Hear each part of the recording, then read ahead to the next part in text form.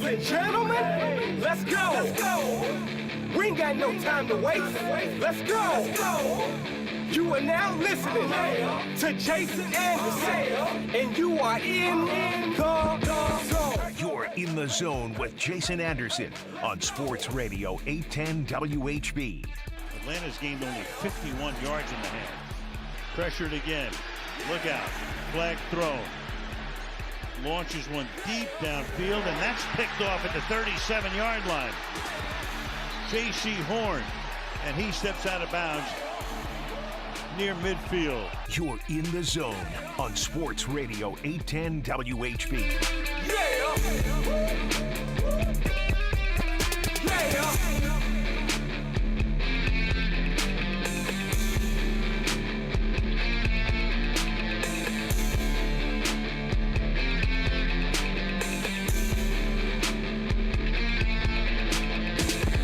I'm in a Friday edition of The Zone right here on Sports Radio 810 WHB. Jason Anderson with you, Josh Brisco and Beards. We head up until 2 o'clock. The next 4 hours, we've got you. We'll hear from the Chiefs later on today, Andy Reid, and we'll see who else at 1 o'clock. Kendall Gammon will be hanging out with us today in the noon hour in studio. Looking forward to that. He's presented by Freeman Health System and Crown Automotive in Lawrence when we hang out with Kendall Gammon. Mick Shaffer as well today. The cuts before the show is over. And an hour from now, we'll hang out with Matt Derrick, Chiefs Digest, get the latest from what he sees with the Chiefs, what he wants to see against the Jags coming up this weekend, breaking down this team. And then Lee Sterling will tell you what you would want to be putting money on and betting on and looking at coming up this weekend and maybe even tonight as well. Paramount Sports, he'll be with Todd Lebo, Lee Sterling later on this hour. 913-912-4810 is the text line. 913-912-4810 to join us to be a part of the conversation, part of the show. So that's how it lines up today. Also, latest on whatever is going on with the Commanders and the investigation and hearing the different things that came out yesterday and kind of the fallout from those in the legal world that would understand it much better than I. And I will rely on their explanation of their understanding of what's going on better than I. Did you see what Sean McDermott said today about Josh Allen? I did not, actually. Says he's being considered hour by hour. Shut up. Hour by hour. Like sand through the hourglass, God. So are the days of our lives.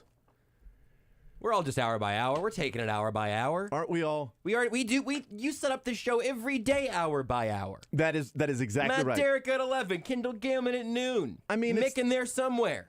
Some cuts. It's the joke that people have, like, well, he's day to day. Aren't we all? It's the Kyle Shanahan, I don't even know that we'll all be here on Sunday. We're all hour to hour, day to day. That's right. Taking it 1 week at a time.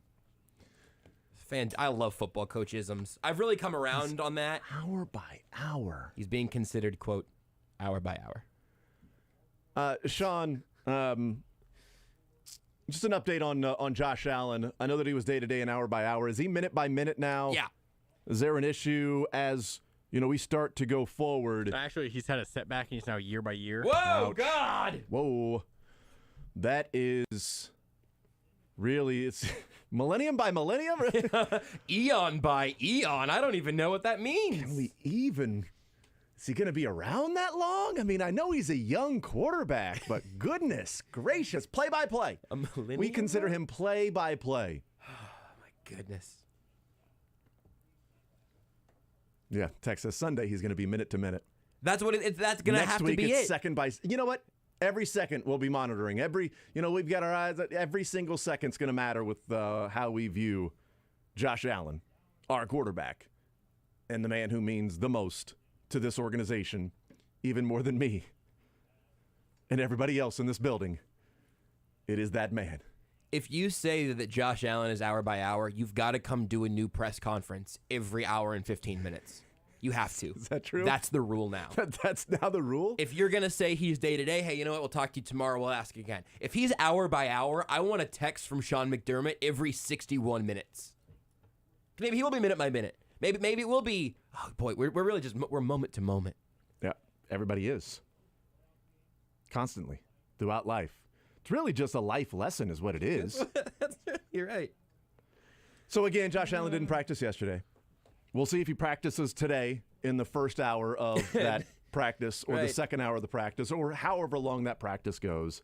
I think most people are of the mindset that he is not going to play this weekend. I highly doubt he plays this weekend. To me, the question is, does he play next weekend? Is this going to be I know we're joking about the day to day and stuff, but like a week by week conversation that people go, okay, he didn't play against the Vikings, but is he going to play this weekend against? And I'm looking up who they play right now.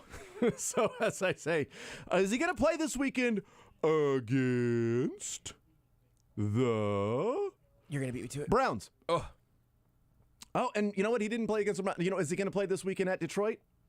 Well, we'll find out. Is he going to play this weekend against New England? I don't know. Is that on a different day? Detroit is Thanksgiving. Different hour? So boy. Cleveland, Oh, man. Cleveland to Detroit is a shorter week. So if he doesn't play against Cleveland next weekend, would he then play a few days later against Detroit on Thanksgiving? He would then have a full week because they play a Thursday game against New England that next week. He wouldn't have that extra time built in. Like, you go to Detroit, but that's okay. You got that extra time now. No, they play next Thursday. After New England, they've got that extra time built in.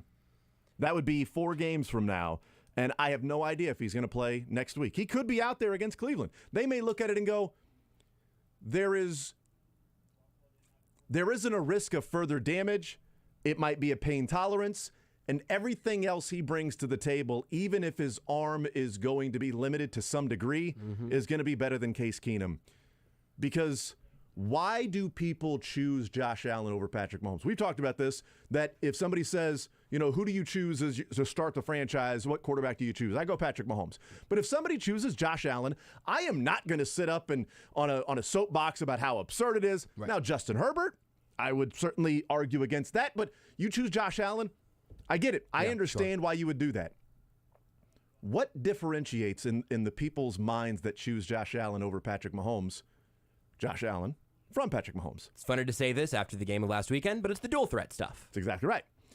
So that's where, if you're the Bills, if that's what separates him from other quarterbacks, then is a compromised arm to a degree that is not risking further injury, having him out there better than a Case Keenum, who would have a 100% arm, but it's a 100% arm on the body of Case Keenum. On the Case Keenum scale, it's 100%, but that's... Is there a Case Keenum scale from now on? My arm is 100% on the Josh Brisco scale. It's probably, I don't know, what do you think, maybe 22% on the Josh Allen scale? I don't know. Is that too kind? I'm 42. My arm is not 100% on the Jason Anderson scale because I remember what it was at one point. That's a good point. Mine might not be either. That's a good point. I think you're still around 100%. I think you're fine. I don't know. I haven't used my UCL in a while. Yeah. What you just brought to my attention is that there's a real chance we're going to get Case Keenum versus Jared Goff as our 11:30 game on Thanksgiving. Don't we deserve that though? I don't know. It just mean like as a nation, just humans in general, a fallen society. You know what?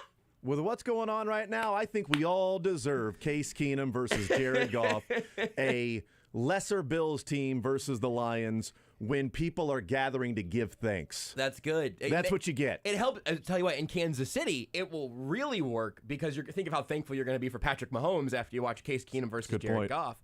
But what are we thankful for, kids? Patrick Mahomes! That's competent right. quarterbacks! That's right. UCLs! I taught him well. Not relying on Jared Goff for my overall happiness. Yay. On Josh Allen, especially this week or whenever he plays, this is shocking. I was listening to the Athletic Football Show. I think they made some really good points. I feel like when we actually come up with this bingo card for the show, that will be somewhere on there. It won't be the free space, but it'll be somewhere on there. I really started listening to it more often coming into this season, so this is a new one for me also. I didn't know that I was going to apparently be obsessed. But they had in the most recent episode kind of previewing the games this weekend, they had a little conversation about, so if you do try to get Josh Allen out there, how do you use him? Because if you say we're trotting out our 80% quarterback, the first thing you think is, well, you don't want him to get hit a bunch. Like, you want to try to protect him physically. So do you just leave him in the shotgun and have him drop back all year? Well, it's an elbow. Yeah. It's a throwing elbow issue. So is it actually safer for him to just run some power and the Bills just run a bunch of college option sort of stuff? I really don't know, which is why I think from over here, it's very easy to say, hey, don't overthink this. Put Case Keenum out there and let Josh Allen wear some ice on his elbow for the rest of the week. But if this was the Chiefs and let's say the Eagles, right? Like one of the top teams in the NFC, you're fighting for your own top seed in your conference. I would be very hard-pressed to say bench Patrick Mahomes for this week on sort of a protective basis, because if you lose this game, all of a sudden the 1 seed could be gone immediately. Yeah. The Chiefs could lose to the Bills, and then 3 full games later have the 1 seed back again. That's crazy, and that is something the Bills legitimately risk. I mean, frankly, with a limited Josh Allen, but certainly with no Josh Allen. And even if you look at, the Bills team overall, against the Vikings, a good team that is going to be viewing this as a huge litmus test for them. Absolutely. They opened up as almost double-digit favorites as a 7-1 team. And right now, the number 2 seed in the dogs. NFC. Double-digit That's underdogs. Right. Sorry. Yep, thank you. Double-digit dogs. They were the underdogs by almost 10 points when the betting started as a 7-1 team in the number 2 seed in the NFC. And now you're saying, okay, how many times do we have to go out and prove it? All right, let's do it. Let's go out and prove it. There's more than likely not going to be a Josh Allen. Well, there might be a Josh Allen on the field. I don't know how many different Josh Allens there are. More than likely, there's not going to be quarterback Josh Allen. Number 17, Allen. Allen with the number 17 jersey for the Bills will not be out there. He could be on the field, just on the sideline. But not wearing a 17 jersey, probably. Okay, good point. See, college rules. There you go. That's a good point. But outside of that, Tremaine Edmonds is not practicing this week with a groin and a heel injury. Jordan Poyer missed last week, not practicing this week with an elbow injury. Greg Rousseau is not practicing this week with an ankle injury. I mean, those are Kyer Elam went from limited on Wednesday to did not practice yesterday. And we are talking about a team that Cynthia Freeland talked about it, and others have mentioned that the Bills are more cautious when it comes to putting guys out there that are injured. And if you're not practicing, you're more than likely not playing. They probably tend to be more like the Chiefs. As we said, it is a very slim, minimal number of players in Andy Reid's tenure that are limited on Friday that play on Sunday. I mean, it is a small percentage. If you're a Chiefs player and you are limited in practice on Friday, you're not playing on Sunday. It is rare for that to happen. And the Bills are more of that thinking when it comes to players throughout the course of a full season. Limited in the playoffs, different story. Limited on Friday in the playoffs, playing on Sunday, Saturday, Sunday, whatever it might be, different story. Middle of the regular season, week 10 of 18 weeks, halfway through, probably not going to play. We saw what happened with Trent McDuffie. I mean, a week and a week. He was week by week, day by day, hour by hour, and he missed 2 weeks that we were wondering if he would play in either of those. Well, if he doesn't play in this one, he's definitely going to play next week. Well, if he doesn't play in that next week, so they were a little more cautious with that. So when you've got 1, 2, 3, 4, 5 players that are to certain levels and degrees impactful players on their team that all are not practicing this week for the Bills. And Poyer and Rousseau actually were ruled out this morning. They will not play. So there that you go. You know I did now not about see that. that. Yep. I just saw that. That was in the hour-by-hour tweet, actually. Rappaport got it all in one tweet, and the hour-by-hour part really took the headline. And that's the minute-by-minute as the show goes along as right. well. So both Rousseau and Poyer are not going to play. Yep. Tremaine Edmonds has not been ruled out, but he also did not practice last couple of days. Kyer Elam was downgraded from limited to did not practice this week. I mean, you're talking about 6 guys that may not be out there on the field for the Bills, named Josh Allen, Tremaine Edmonds, Jordan Poyer, Greg Rousseau, and Kyer Elam. It's a big deal against a team that I believe in the Vikings that are looking at it and going, can we get some freaking respect around here? Yeah. And they may not even earn that respect if they go to Buffalo and win, because people will go, yeah, there wasn't Josh Allen there. So you don't even, you're 8-1, but it continues the sort of luck of this season for you, Vikings, that you're winning these games and you're winning some close games. And, you can only play the team in front of you week by week. But come on, it's kind of a weaker schedule you face to, these teams. And now you're facing a Buffalo team without, before the injury, the leading in Vegas MVP in Josh Allen that's not going to be there. I don't think he really earned it. So there's going to be, to me, more of that mindset, that mental motivation for a Vikings team to go there and win. Doesn't mean they will. Right. But that sort of element that the Bills are always going to get somebody's best chance or best shot. The Chiefs are going to get somebody's best shot, and week by week, and the Vikings are a good enough team to pull off the upset anyway. And then you throw in the fact that they were almost double-digit dogs to start the week, even when people thought, well, Josh Allen, he still threw that 70-yard pass at the end. He'll be able to play a week from now.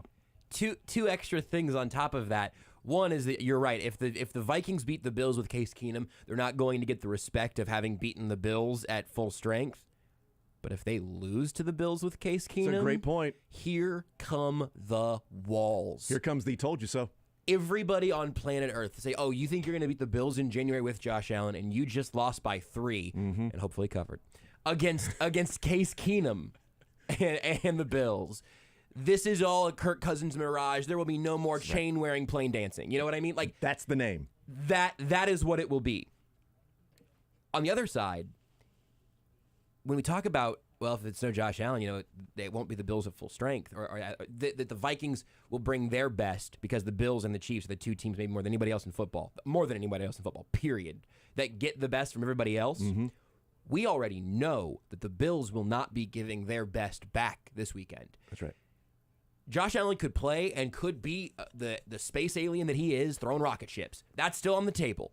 Maybe his UCL is made out of the same stuff as Patrick Mahomes' knee tendons. I don't know. Or ankle tendons. Or whatever it might be. True. Maybe those two just have flubber tendons. I don't know. That's right. That's a movie reference that we can all enjoy. That's right. That's shocking. I know. Has there been a remake in the last 5 years of that? Oh, God, I hope not. A cartoon or something that you're drawing from? There might have been a cartoon version. Was it a SpongeBob episode of yeah, Flubber? It was with King Neptune. Okay. But, the performance from Josh Allen could be there. But he hasn't practiced all week. Yeah. That matters. That does. The offense has had to be preparing to maybe run out Case Keenum. Maybe in the building they know what they're going to do one way or the other. Maybe they know it's going to be Keenum. Maybe they know it's going to be Allen. Maybe they're also still just guessing. But flubber or no flubber, this is not the Bills at their best. Even removing all those defenders that you just ran through to say, hey, there are some issues here. I am fascinated to see this game, and frankly, even as somebody who was really ready for the Chiefs to have a noon game, this one also being on at noon is sort of disappointing, just because this is one of the bigger Chiefs games that isn't a Chiefs game of the year, and it's going to be very, very relevant to what the Chiefs' entire rest of their season looks like. Let me bring a different game up that kind of has the same feel of this weekend for the Vikings specifically. Also, Flubber's on Disney+. How about that? So, I don't know where the line started. Probably somewhere around where it ended.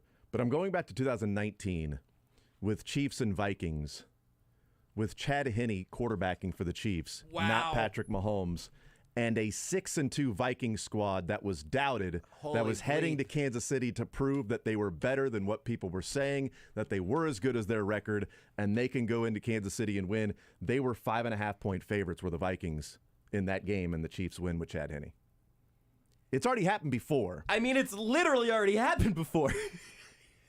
And they were 5.5-point favorites in that one. Oh, and by the way, the Chiefs win with Kirk Cousins throwing for 220 yards and 3 touchdowns and no interceptions. I forgot that he had a decent game. By the way, you actually gave the Chiefs depth chart a little too much credit. That was a Matt Moore game, not a Chad Henne game. That's okay. I thought about that right now. Because they were on QB3. That's right. I just thought about that when I was like, Kirk Cousins threw for 3 touchdowns. I'm like, wait a minute, what? It was Matt Moore because it was, and it was the Damian Williams huge run, the 91-yard run, which is tied for the longest run, in Chiefs history with who? I'll give you a hint. His name is Jamal Charles. That makes sense. Who is it? Niall Davis? We were looking for Okoye. Jackie Close. Battle? Close. We were looking for Okoye. Oh, was it Jamal Charles? We would have accepted Jamal Charles as well. Yes, we would have also accepted Jamal Charles. So frustrating. Yeah. Damian Williams ends up with 125 yards rushing in that game. He had 91 on the one carry. But you know what? It was good enough to win, and the Vikings left Kansas City with people going, yep, told you so. And then what did they do the rest of the way? I got to look at Adam Thielen and Stephon Diggs in that game combined for one catch for 4 yards. What happened there? How did that happen? How did Adam Thielen get targeted one time? They went and beat the Cowboys on the road and beat the Broncos at home, had the bye week. I mean, they ended up being 8-3 heading into the bye, even after losing to the Chiefs with Matt Moore, without even Mahomes or Henne. It's a perfect Vikings way for a year to play out. It's got a really similar feel, although you knew all week. That's why I said I don't know where the line opened up, but you knew all week Mahomes wasn't going to play in that game, right? I mean, that was a game where, because he didn't play against the Packers. And then there was a question of how soon could he come back. He was definitely out for the Vikings. And then, of course, returning against the Titans and losing in that game, but not being out there against the Vikings. You knew that all week. The Vikings knew that all week. Maybe they took it for granted. Maybe they were like, it's Matt Moore. Look, the Packers just went there and won. Yeah, the Packers went there and won with a huge play that was made at the end of the game with a great throw and a great catch. So we'll see what ends up happening this week. We'll take a timeout. We'll come back. We'll ask the question, what do you want to see on Sunday? Chiefs and Jags.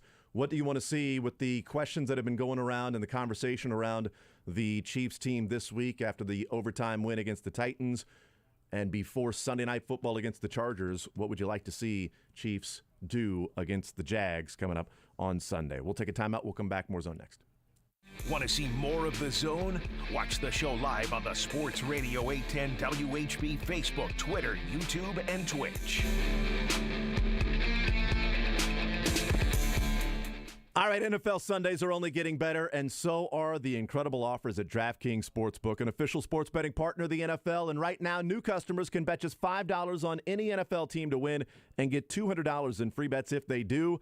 And check this out. Right now, everyone can earn up to a 100% boost with DraftKings stepped-up same-game parlays. Go to DraftKings Sportsbook app, place the same-game parlay, and combine multiple bets like which team will win, player props, point totals. Maybe last night you had, maybe you had P.J. Walker over 1/2 touchdowns or under a half a touchdown. Depending on what side of that you're on, you either like or you can't stand the ruling of Laviska Shenault that was a rushing touchdown when they threw the ball what looked like down the line of scrimmage. Could have been a little ahead, could have been a little behind, but nobody cared because it was a touchdown and ruled a rush for Shenault and not a touchdown for Walker. If you had the over, you're hating. If you had the under, thank you, NFL. I had neither because I wasn't touching that thing last night. But if you did, maybe you're happy, maybe you're sad. And if you're happy, hopefully you got that stepped-up same-game parlay to boot. With payouts bigger than ever, DraftKings Sportsbook is my go-to when betting on the NFL. Download the DraftKings Sportsbook app now. Use promo code 810WHB and place a $5 pregame moneyline bet to get $200 in free bets if your team wins. Only at DraftKings Sportsbook, an official sports betting partner of the NFL with code 810WHB. Gambling problem? Getting help is your best bet. Call 800-522-4700. 21+.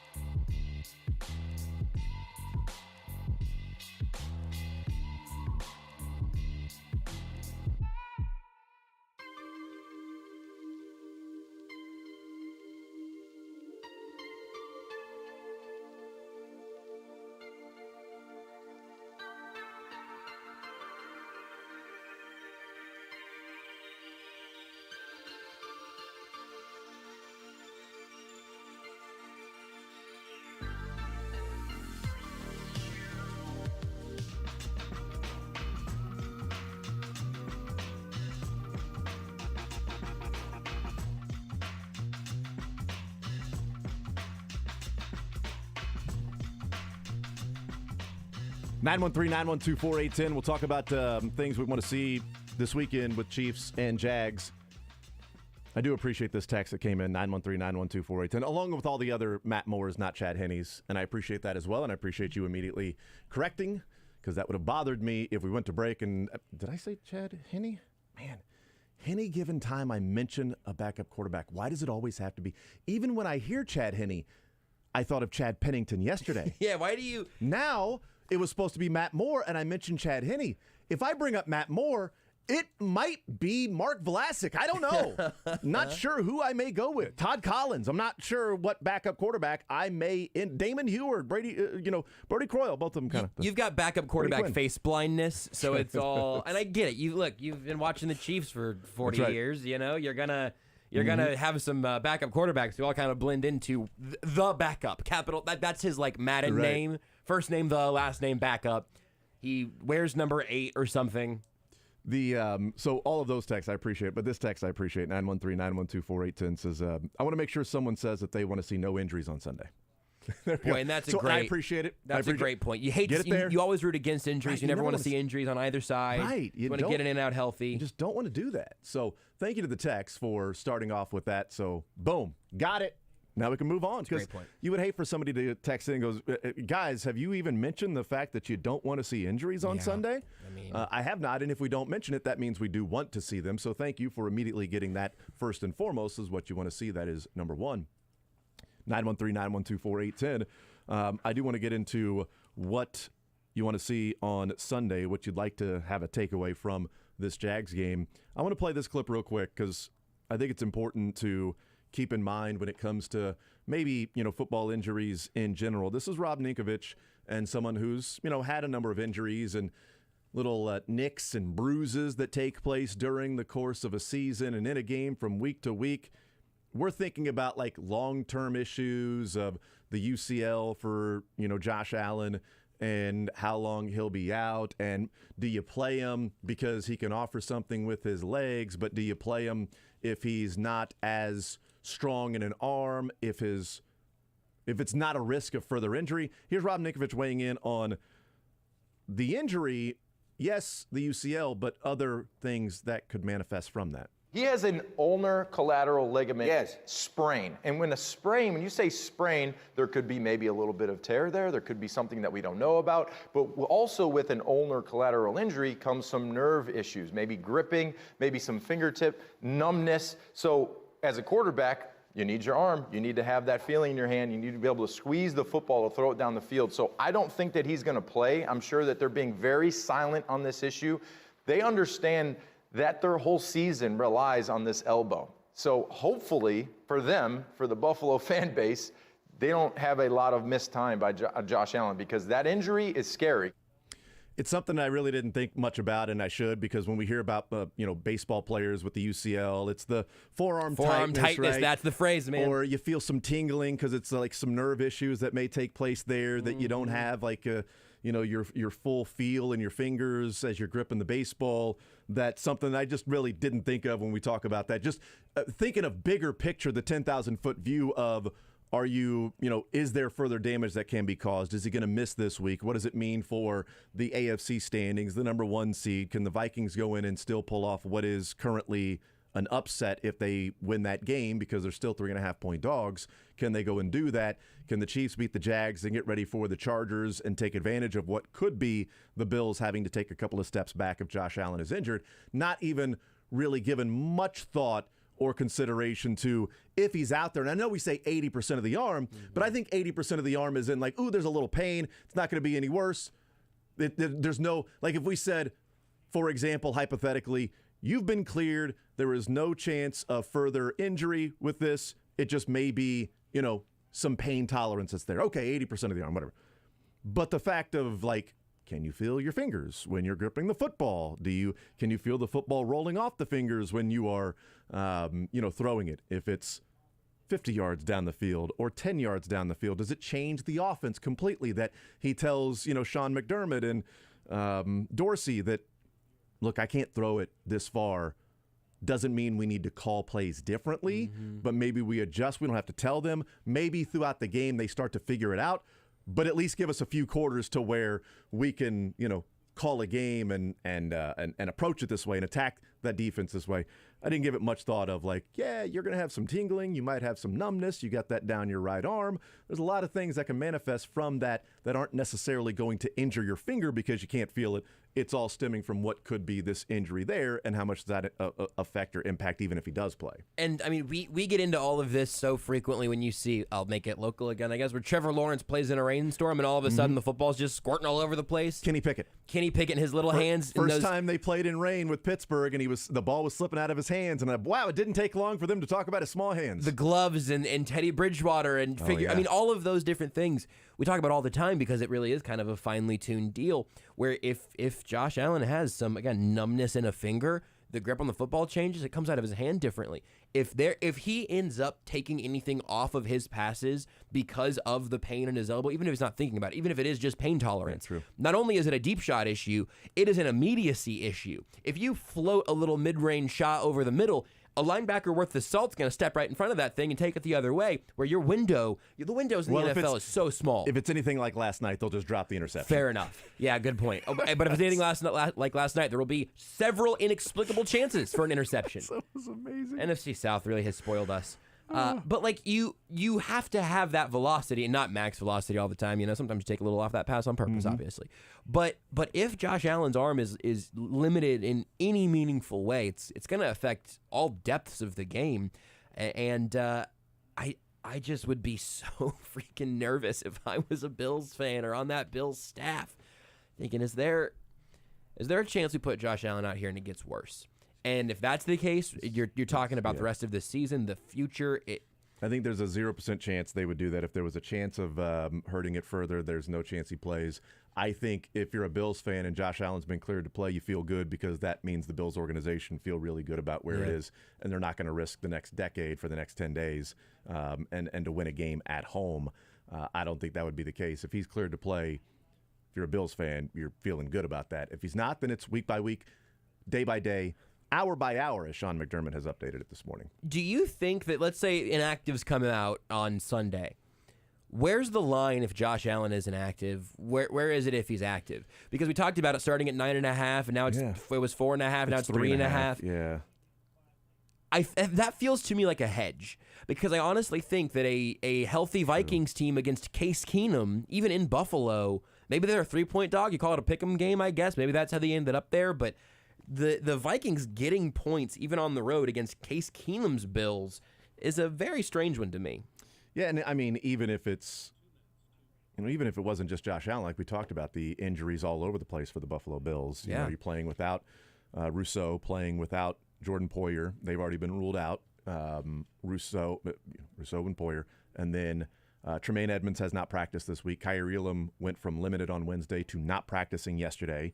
So you've got some other injuries to worry about if you are the Bills. So before we hear from Lee Sterling and Todd Lebo, a quick one or two, what you want to see on Sunday. To me, the main thing is, what does the running game look like? I mean, it sucks going into a game and when Patrick Mahomes is the quarterback and you say, boy, I'd really like to see what the running game looks like. The caveat I'll give, though, and almost a qualifier, is that we've talked about it before and it responded, and then we're still talking about it. I actually look at it and say, what do I want to see? I want to see game one of back-to-back this weekend of the running game actually showing some consistency. That's what I would like to see, is you get the first part out of the way. Now let's see what you do against the Chargers, and can you do it back-to-back games? Yeah, I think that is probably the right takeaway, at least in light of last week's game. You just want to see some consistency. Beyond that, one name that we talked about a lot these last couple of weeks, if Mecole Hardman doesn't play in this game, Kadarius Toney is going to at least have the opportunity to see his usage go up. So for me, that continues to be a really interesting storyline, because I do think it's legit that they're easing him into it because it's still a new playbook. He's still a new player on this team. But if Hardman can't go, there's not really anybody else on this roster who can do some of those jet sweep motions and all of that. So I'm curious to see if they end up having their hand forced a little bit on playing Kadarius Toney a little bit more, even this early on the roster. It's interesting. We'll talk more about that. Matt Derrick joins us in the 11 o'clock hour. Kendall Gammon at noon, Mick Shaffer as well. We will hear from the Chiefs, Andy Reid, TBD, and the Cuts, all still to come here on this Friday edition. We'll take a timeout. We'll come back. We'll hear from Lee Sterling, Paramount Sports, next. Follow the show on Twitter.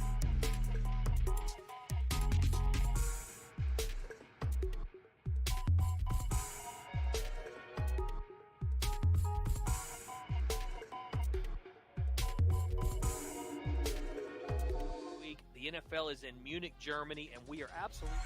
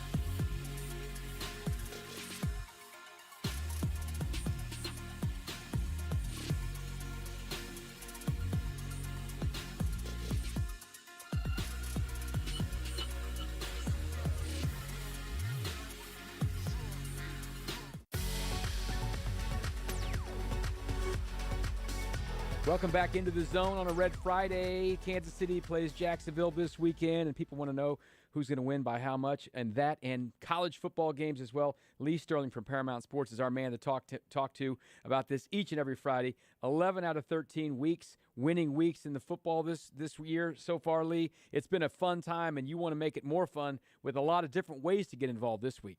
Yes, I'm going to do something different. I know there's a lot of people out there probably thinking, hey, I'd love to join, but I'm not ready to commit for a month or a season. How about this? So we've not had a losing NFL Sunday. We have won 11 out of 13 college Saturdays. You want to get 7 games on Saturday, just $77 as soon as you purchase it. Window pops open with all 7 games, so you don't have to call me back on Saturday morning. 5 in the NFL on Sunday, just $55.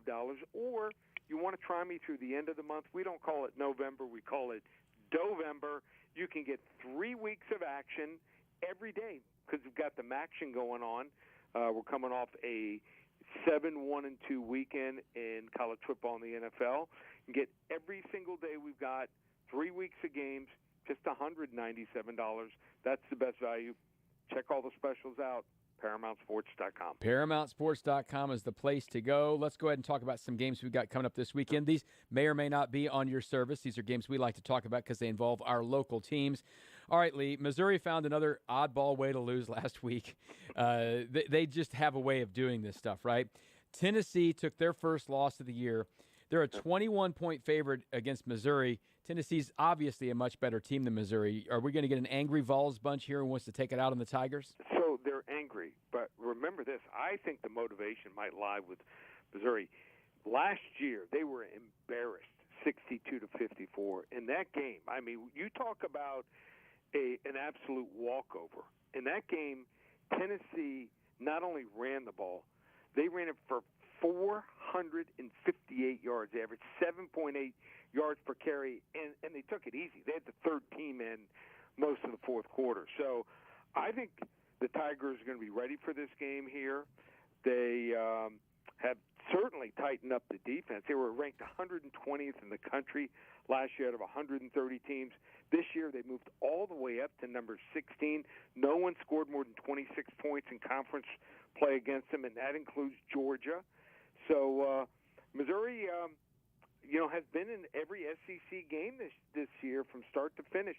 I think Tennessee wins 37-24, but Missouri covers. Yeah, it's an awful big number for sure. All right, the Kansas Jayhawks are bowl eligible for the first time since 2008. They got that done last week against an Oklahoma State team who was a little hurt. And they might be seeing a hurt team here as well with Texas Tech because they just lost their starting quarterback for part of the game last week against TCU because everyone loses their quarterback against TCU. But this game is in Lubbock. Can Kansas go get one done on the road here and really solidify their bowl status? I think it's going to be tough. And, everything has kind of gone their way, except for losing their quarterback also. But this Texas Tech team is just so up and down. I mean, you can't trust them when everything looks good. And then when things look like the bleakest, they play that seems like their best. So I just think that they have nothing to lose here. And just think that the Jayhawks just have not won, check this out, a Big 12 road game, except for that Texas game, going all the way back to the 2008 season. So Todd Reesing was the quarterback then.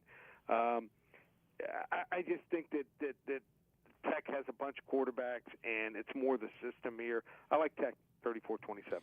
Yeah, they're an interesting team with that new coach and the kind of the way they go about it. Now, there's a huge one, kind of an elimination game in Waco, K-State and Baylor. This is basically a pick, and Baylor's a very slight favorite.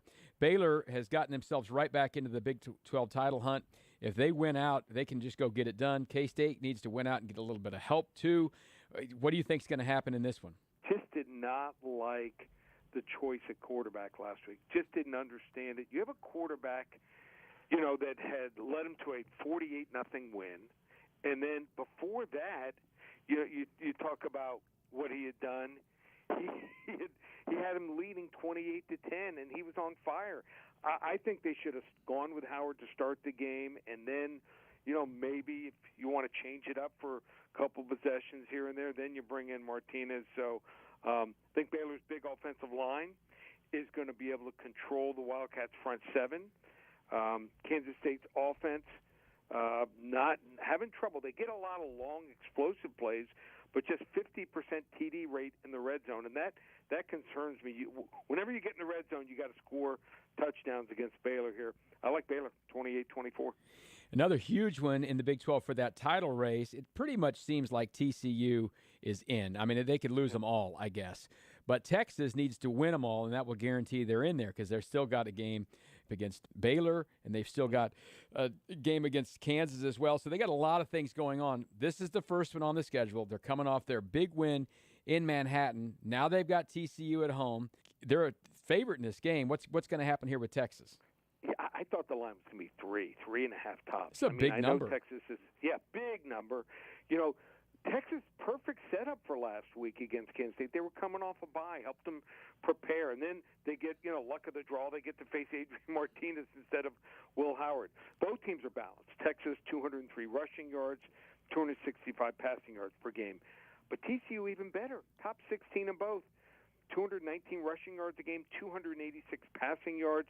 Steve Sarkisian, play calling the second half, the last two games has been atrocious. They've been outscored 38-6. And what is TCU? They own the fourth quarter. They've outscored opponents last four games 55-14. I'm going to keep riding cool hand Luke Max Dugan. 24 touchdowns, just 2 interceptions, and they've owned Texas. They've covered 6 of the last 8 years here. I think Texas escapes 42-38. Wouldn't shock me if TCU wins outright. I'm taking the 7 points in the Horned Frogs. Yeah, the Horned Frogs have bigger designs, too. They're not just a Big 12 title game. They're in that college football playoff hunt, and this is going to be a big test for them on the road. We'll see if they can do it. They've passed them all this year so far. Yep. I guess we might as well keep riding them, right? And you're getting 7 points? Yes. You're number 4 in the country, and you're getting 7 points. It's a wild world with gambling, that's for sure. All right, the Chiefs are playing a game at noon at home for the first time this year. I don't know if people are going to be awake for this one. It's also a sandwich game in between a big Sunday night game, and now they flex next week to Sunday night when they're playing the Chargers. This feels like a trap-type game when you've got the Jags coming in. This is a big number, 9-10 points, wherever you're going to see it. Can the Chiefs cover a big number like this? Because we haven't been seeing these NFL big numbers get covered. No, they haven't at all, but it's under 10, so maybe there's a little bit of hope. Andy Reid coaches against his former Eagles assistant, Doug Peterson here. Matt Ryan, who was benched by the Colts, took Jacksonville's defense apart 4 games ago, and then they got to face some really bad passing teams in the Giants and the Broncos here. So the Raiders, were just doing whatever they wanted, built a nice lead and told Josh McDaniel just his play calling went in the toilet. So after the Chiefs outsnapped the Titans 91-48, I think they're going to still be fresh here. It's not like their defense, people will think overtime game. I don't think they were put to the test here too much, and I just think might have something like a 10 or a 14-point lead, and that's where Trevor Lawrence, that's where he ends up throwing a pick six, might extend it to a 3-score lead here. I like Kansas City here, 37-20. Yeah, Jags are getting better, that's for sure. They look like an actual NFL team, but they're not ready for this one yet, I don't think. No. All right, tell me about your game of the week you got coming up. Chiefs fans will have their eyes on this one and those specials again for the folks at Paramount Sports. What a game. San Francisco's taking on the Chargers. You want to get it for free, just call 800-400-9741.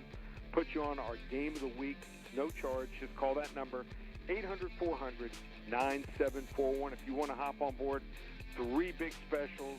Here's what you got. 7 selections in college, $77. 5 in the NFL, $55. Or how about this value?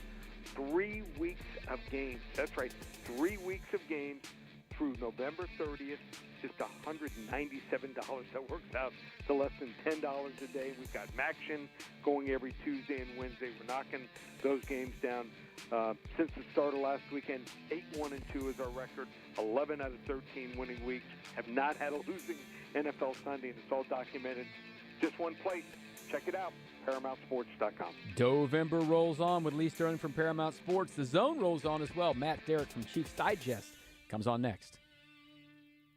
Friday, Shaman's Leawood Total Wellness at 117th and Row in Leawood is hosting their Come Make a Wish event. Come out between 4:30 and 7:30 to get great holiday savings on gift cards from $50 to $5,000. Enjoy custom cocktails, cookies, and charcuterie boards while you learn the benefits of all their great services, including medical weight loss, hormone replacement therapy, and medical aesthetics. Shaman's Leawood Total Wellness Come Make a Wish event this Friday at 117th and Row in Leawood from 4:30 to 7:30. The second you walk through those iconic red doors, you know you're somewhere special. Fresh cut wood burning in the wood-fired grill and the sizzle of scratch kitchen ingredients fills your senses. Whether you want legendary pretzel bites, famous jalapeno fried chicken, or to grab a burger and beer while you watch the game, there's an unforgettable energy that keeps you coming back to Red Door Wood-Fired Grill, Kansas City's best little upscale neighborhood joint. 6 Kansas City area locations: Brookside, Leawood, Liberty, Overland.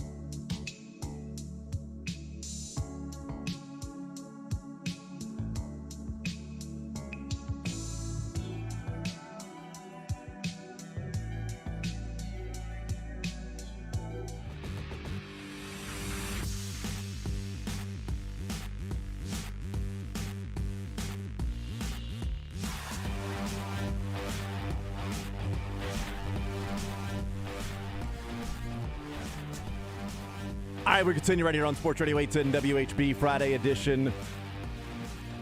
We'll hang out with Kendall Gammon coming up at noon. Mick Shaffer as well, hanging out with us. We'll hear from Andy Reid and some players as well today in the 1 o'clock hour and cuts before the show is over. Right now, from Chiefs Digest, it is Matt Derrick joining us here in the zone on this Friday. Matt, what's up, man? Is it warm enough for you out there? You know what? It's fine. It is okay. I'm good. It's, I know that the average temperature at this time of the year is 59 degrees. I'd rather it be that than, the mid-30s or whatever it is right now, but I'm okay. I'm all right. It could be worse. Could be, negative 15. It was so cold this morning, I looked out in the backyard, and I saw a squirrel blowing out his nuts.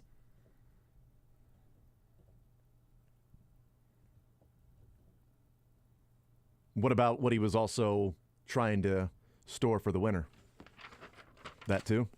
You had to go there. I didn't know. I wasn't sure. That's a classic. But I do like that joke. It's a great joke.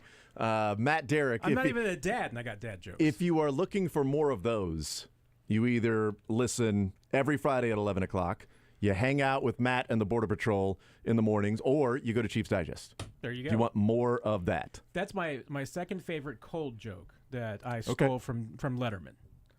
What's your favorite cold joke you stole from Letterman? It was so cold this morning that a flasher came up to me and described himself. That one's very funny. I like that one a lot. That one I do like a lot. That one. That's the favorite. That one is very good. That is really. I have told that really at least once a year for the last 35 years. What I'm going to start doing is I'm going to start walking around and saying, it's so cold out that Matt Derrick came up to me and described himself. It won't make sense unless they've heard the original joke, but... Mm-hmm. Yeah, that's true. They call him the streak. That's what a lot of people have said. I don't know that it is... You have a child, therefore you graduate to dad jokes, or maybe it is just a certain age that you cross that threshold, and it's like Moonlight Graham turning into Archie Graham, or Archie Graham turning into pretty good Dr. Graham. Pretty good possibility, because the other day in the Chiefs PR office they have a board up with the question of the day.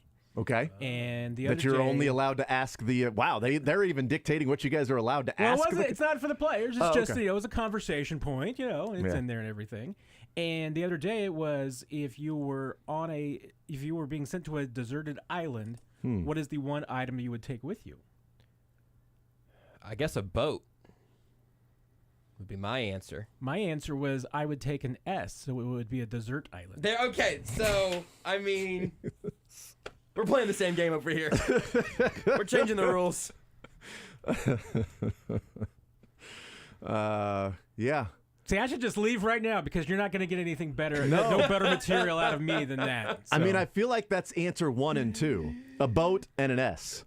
I guess I think I'd have a better chance of. I think there's a world in which I could get a small boat into the water. I could if it was a plane that wouldn't work. Maybe a helicopter. That's no good. Well, is it like one of those puddle jumpers? Can I do that where the plane is on the water and then as we take off, it's actually on the water to then get enough speed to then take off? I would take one of those with me. I think that's a pretty good one.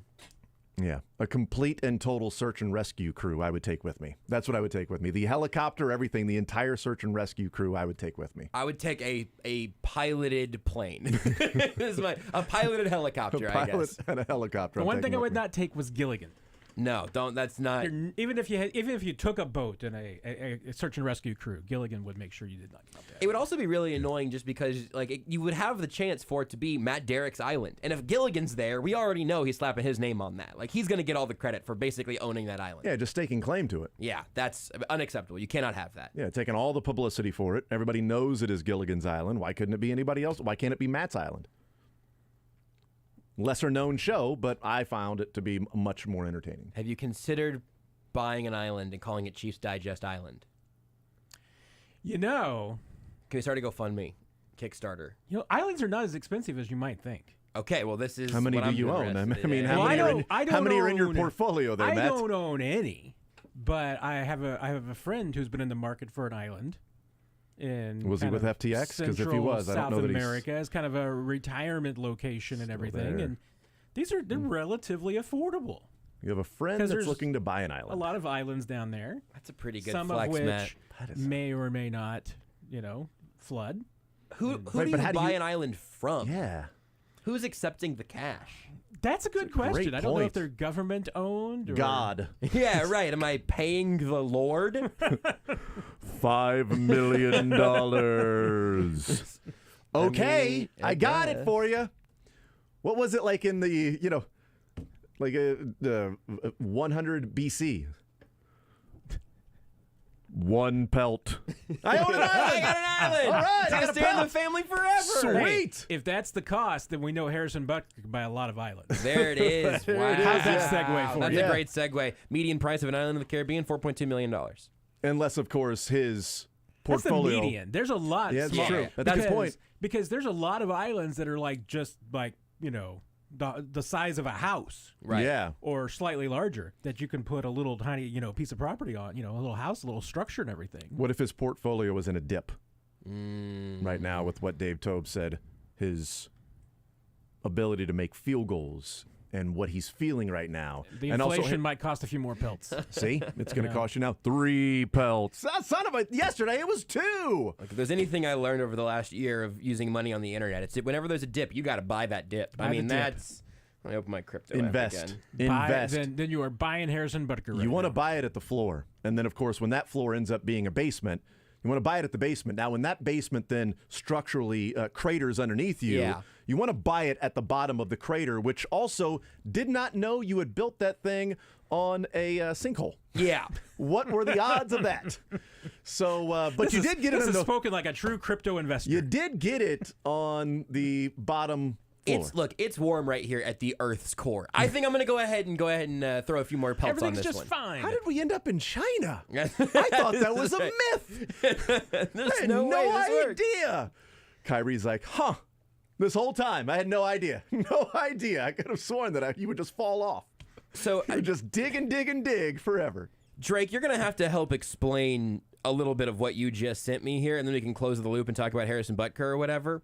So what Drake Close just the sent loop. is a screenshot saying a letter written by Dutch merchant Peter Schagen to directors of the Dutch East India Trading Company stated that Manhattan was purchased for, quote, 60 guilders worth trade, an amount worth $1,143 US as of 2020. That's a pretty good deal. It feels like a good investment. I mean, that's an island.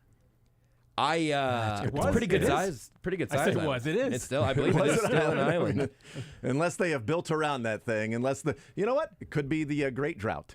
Maybe it no longer an island. It just turns out to be like there was an ocean there. Now it's just a walkway. I bet there were some people who bought the dip in the Dutch East India Company, and that did not work out well for them.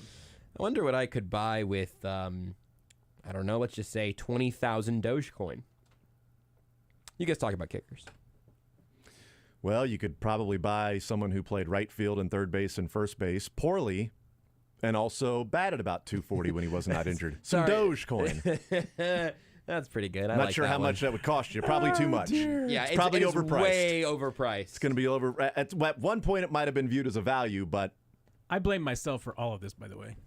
I blame you as well. Like we had what was it? Yeah. The Bear Week or whatever. Fat Bear Week. Fat Bear Week was fantastic. You want to see a bear? Look at my crypto portfolio. Bearish as hell. Yeah.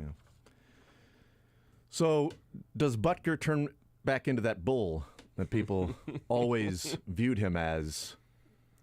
Yes, he'll be Eventually. fine. Eventually. I mean, By the way, he's worth not worth. He's getting paid $5 million against the cap next year, right? I think it might be more than that, actually. 5 point something. you can always rework that. Right, you can. He's got a couple of years left after that, but you do start to wonder, like, if he doesn't pull out of this dip, if he has some struggles, and he had some struggles in 2020 with extra points. He was good on field goals, and it was like, come on, if he can make field goals, why can't he make extra points? It's got to be between the ears, right? They're trying him on the left hash. They're trying him on the right hash. They tried it right down the middle. They're clearly trying to figure out something with extra points in 2020 when he kept missing those, but nailing field goals this year as it goes along when he's had 21 kicks since he's been healthy, or overall health in the first part of the Cardinals, but he's had 21 kicks. He's made 17 of them. So he's missed 4 combined extra points and field goals so far. It's not a good rate for someone who's going to be getting $5 million against the cap next year, which again could be restructured, but also you could be looking into it and saying, okay, is it time to find somebody else? Not right now, but There's going to be more pressure on him the rest of the way than there is of like he's the kicker for the Chiefs the next 2, 3, 4 years. See, and we're only like almost a month removed from poor Matt Amendola. I know. Reminding you just how much you love Harrison Butker. That is true. And now people are saying, oh, well, hey, let's bring that guy back. Well, I don't know about that. That's what your options are because, Matt Wright's not available. Right. So. Well, at one point we might have said Carlos Santos or this random guy off the street. Those are your options. Well, it turned out to be Harrison Butker was a pretty good option as well. And you bring up the struggles, that stretch he had with extra points in 2020. Once he figured it out, remember, he didn't miss another extra point for over a year. Yep. Yeah, he was really good. And everybody. Justin Tucker misses extra points. So it's 4.4 for Harrison Butker next year against the Cap. That's not terribly concerned. And when you hear, Butker talking about it, clearly he's not 100%. He still has quite a bit of discomfort with that plant. He's not using his same run up and approach. He's had to alter his kicking style. And and I thought it was very interesting that he and Dave Toub honestly gave opposite answers about how to get out of it, because Harrison's answer was, I can't really add more work. It's not just more warm-ups and everything like that because, it might cause injury. And then Dave Toub tells us, well, we added some more reps to him in practice to try and help him get some consistency. Yeah, and he said consistency then carrying over to the game. So once you get that consistency, and I think that is certainly that is adding context to it of this is someone who was injured, who missed a lot of weeks, and there's got to be a mental part of it, not just in kicking, but also my plant foot that, has been injured for a while and still finding the trust that's there, not going through maybe the same exact mechanics that you were going through before. I don't know. Looking forward to talking with Kendall Gammon about some of these things in the little particulars of Harrison Butker. But I do give an amount of grace to him not being 100%, or even himself saying, like, there's still some issues there. I hear Dave Toub, though, say, well, he's in a little bit of a dip. Which, is that caused by the injury? Is the injury then exacerbating what would already be a little bit of a struggle? Because we've seen him go through some struggles. Unless it's like 55-yard kick, then he's fine. Should they move the extra point back to make it put it back at like the 35? The extra point. Take some penalties and just back him up. Can they choose to kick off or kick the extra point at the 35-yard line? Like not from the 35, like snapping at the 35. See, and that's when you're the opposite team. You just decline the penalty. That's right. No, we're not. We will not. Harumph. No, we want him kicking from right there. That's right. Because when that's the case, he is putting it right down the middle. It's odd. Like extra points with Butker right now. I go from, I don't know, just please make it. And then 50-plus yard field goals, I'm like, okay, there's 3 points. It's weird. Yeah. I'm like, there's 3 points. I have less concern about Butker when that ball is spotted from the 40 and beyond than I do about like when it's from the 30 to the 39 for some reason. Even that 39-yarder, I think it was against the 49ers that he missed, that's the first one from inside 40 that's right. that he had missed in like 4 years. Mm-hmm. I mean, and because really, honestly, I mean, the only areas that have been giving him difficulty at all in his career have usually been between 40 and 50. I mean, beyond 50, he's almost nails. Yeah. And I think he's missed 3 inside 40, I think it's 3 inside 40 in his career. I mean, maybe I'm getting that wrong. Maybe it's between 30 and 40. But, I mean, and once again, I mean, we are talking about a guy with a 94% success rate in his career, the second best in NFL history. I mean, like I said, even Justin Tucker has misses and has slumps. I actually don't believe that. Justin Tucker make I think he is just I think he's a robot. I've never seen him miss a kick, actually. I don't know. I'm not sure. The only times he's ever missed a kick, the stadium set up the uprights wrong. That's my personal theory. That's right. So they actually didn't have uprights. Somebody had a leaf blower in the stands, and the only time he missed a kick was when back in the day when you would kick and you would just hold your hands up like a Y in YMCA. So the official just went down and held his hands up and went right outside his right or left arm, and they're like, that doesn't count. But did you hear my stat earlier this week? You probably didn't because it was Tuesday randomly in the middle of the conversation with Adam Teicher. So have you missed a second of the show this week, Matt? Were you listening? I had to go to the bathroom one time. Were you listening? Just the once this week. 11:38 on Tuesday by any chance? I did unfortunately have to listen to the Border Patrol podcast like 4 times on Wednesday just to make sure that I did not actually drop an F-bomb. Well, even though people kept telling me that I did. Yeah, I got to go cut that then, huh? I couldn't find it. I couldn't find it. I was looking for the cuts. They must have scrubbed it. They must have scrubbed it from the record to protect your reputation. Is that right? Freaking. And once again, we're talking about Harrison Butker. So this Justin Butker. Hey, you know what? Harrison Tucker. I'm hanging around Jason and I'm turning into him. There you go. So the stat that you were, that I just missed in that one segment. Rudely not listening to in the one segment, in the last 3 years, Harrison Butker has a better percentage from 50 and more yards than from 40 to 49. Yeah, I can believe that. He is 81% from 50 plus and 66% from 40 to 49. Yeah, I can believe that. He needs, if he makes his next 4 field goals in a row from 40 to 49, he still would have a lower percentage than what Butker has been from 50 plus. Because he's 13 of 16 from 50 or more yards in the last 3 years, and he's 8 of 12. If he makes his next 4, he would be 12 of 16, where Butker is 13 of 16 from 50 or more yards. It's an odd thing, but it is totally believable, right? It is totally believable. And here's the other part of it, too, is that, we're talking about him on extra points, which, once again, take the whole body of work. Yeah, his whole body of work is that he's a 94% kicker on extra points. That is, middle of the pack. It is. You look at that, and since he's entered the league, whether you break it down by just everybody who's taken a crack at it, or even if you just say, hey, it's the guys who have tried at least 100, he's pretty much the median. He's average. He's well above average in field goals, so you're going to trade that. But you're talking about, the criticism that he's getting is costing you 2 points a year.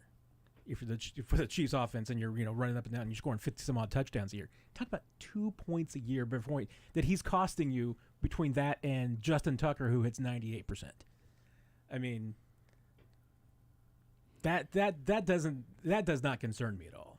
Now, hey, if he's going to be a 62% field goal kicker the rest of his career, yeah, that concerns me, but I don't think that's what he's going to be.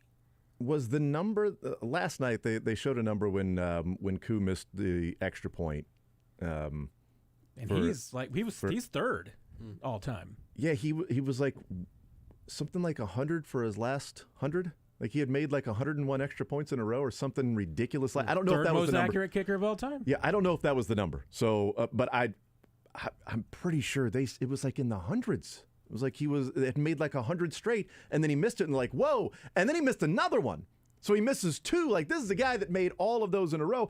Kicking is just weird, man. It is weird. Just there's no doubt it's weird. Odd thing with all your plant foot in the same spot. You're swinging how close to the ground, how high up on the football you're hitting, where the football is spotted from the holder. Is it 1 inch more to the left or the right? And now it just, slices to the right and the kicker gets blamed for it when really the ball was tilted one way and it was 1.5 inches to where it should have been. Like, the whole thing is just crazy in what all can go into something that is just expected to be automatic. There's 3 points. Put the 3 points. Wow, the offense did all of that to get down there, and this guy runs on the field and misses the 3 points. He swings his leg and misses the 3 points, and the offense put all of that blood, sweat into getting down there, and that guy can't even put it to the upright. You got one job. Yeah, and and not to mention the fact that Harrison Butker kicks in what I think is one of the more difficult stadiums in the league to kick. Remember, he has the record now at 62. For the longest time, nobody had ever kicked a 60-yard field goal in Arrowhead. And there's a reason why. It's a tricky stadium. The wind is weird, just as it was. Look at the 2 great examples. Harrison Butker, they were thinking about letting him. Dave Tobe wanted him to try a 70-plus yarder a few weeks ago because the wind was at their back. It was swirling. He could have made it from 77 that day. Even with his leg the way it is, the strength is there right now. He's got that. He could have made it. The other night with that crosswind, neither of those guys, Bullock either, neither one of them was hitting anything from 60 that night. It was not there at all. So, I mean, that just tells you, I mean, to be as consistent as Butker has been for a guy that doesn't play in a dome and plays in a stadium that, like I said, I think has probably the trickiest wind in the league. Mm-hmm. I mean, you see a lot of veteran kickers from around the league that come into Arrowhead and sometimes struggle. And we've seen some, even this year, we've seen guys, that the punt that, trying to remember who it was, that had one just completely get knocked down by the wind. Mm-hmm. I mean, it happens. The number going into last night, Koo was 109 of 113 for extra points in his career. 109 of 113. That's like you said, he's pretty accurate when it comes to the extra points. It goes on. It can get the literal best of him when he misses 2 last night. And who knows what happens in that game? I don't know. In last night, if it's any different for the Falcons, if he makes that first extra point. And I don't know how much of a momentum shift it can be, like in the Titans game when the Chiefs go down and it's like, okay, they're up 10-0, and oh wait, they're not up 10-0. Is it enough to where the Titans go, ooh, there's an opening? Like, is it that big of a mental hurdle of double digits versus 9? Like, I know it is in Vegas. 9.5 to 10 is humongous, right? 6.5 to 7. Right, going 2.5 to 3 is big, but 9.5 to 10, going from single digits to 10 points, is it that big of a deal to where the Titans go, okay, can we stick to our game plan? Can we do what we need to do now because we're down 10 points this early in the game? Or are we down 9? Let's calm down. I don't know how big of a mental break that is, but it sort of felt like oh, come on, just put the point on the board and let's go. Come on. Yeah, that was odd to me because I know at least one of the Titans said, hey, they got a little momentum there. I mean, can you really get momentum off an extra point? I think you get momentum off on a 1-point swing. See, I think you can get momentum on a 2-point stop. Like if a team goes down there and scores and goes for 2 and you stop them, I think you can get momentum to that, which is the same result as missing an extra point in making a stop, but it's a different feel because. Was it the Ravens in Kansas City that the Ravens just drove right down the field, did whatever they wanted to do on the opening drive, scored a touchdown, went for 2, the Chiefs stopped them?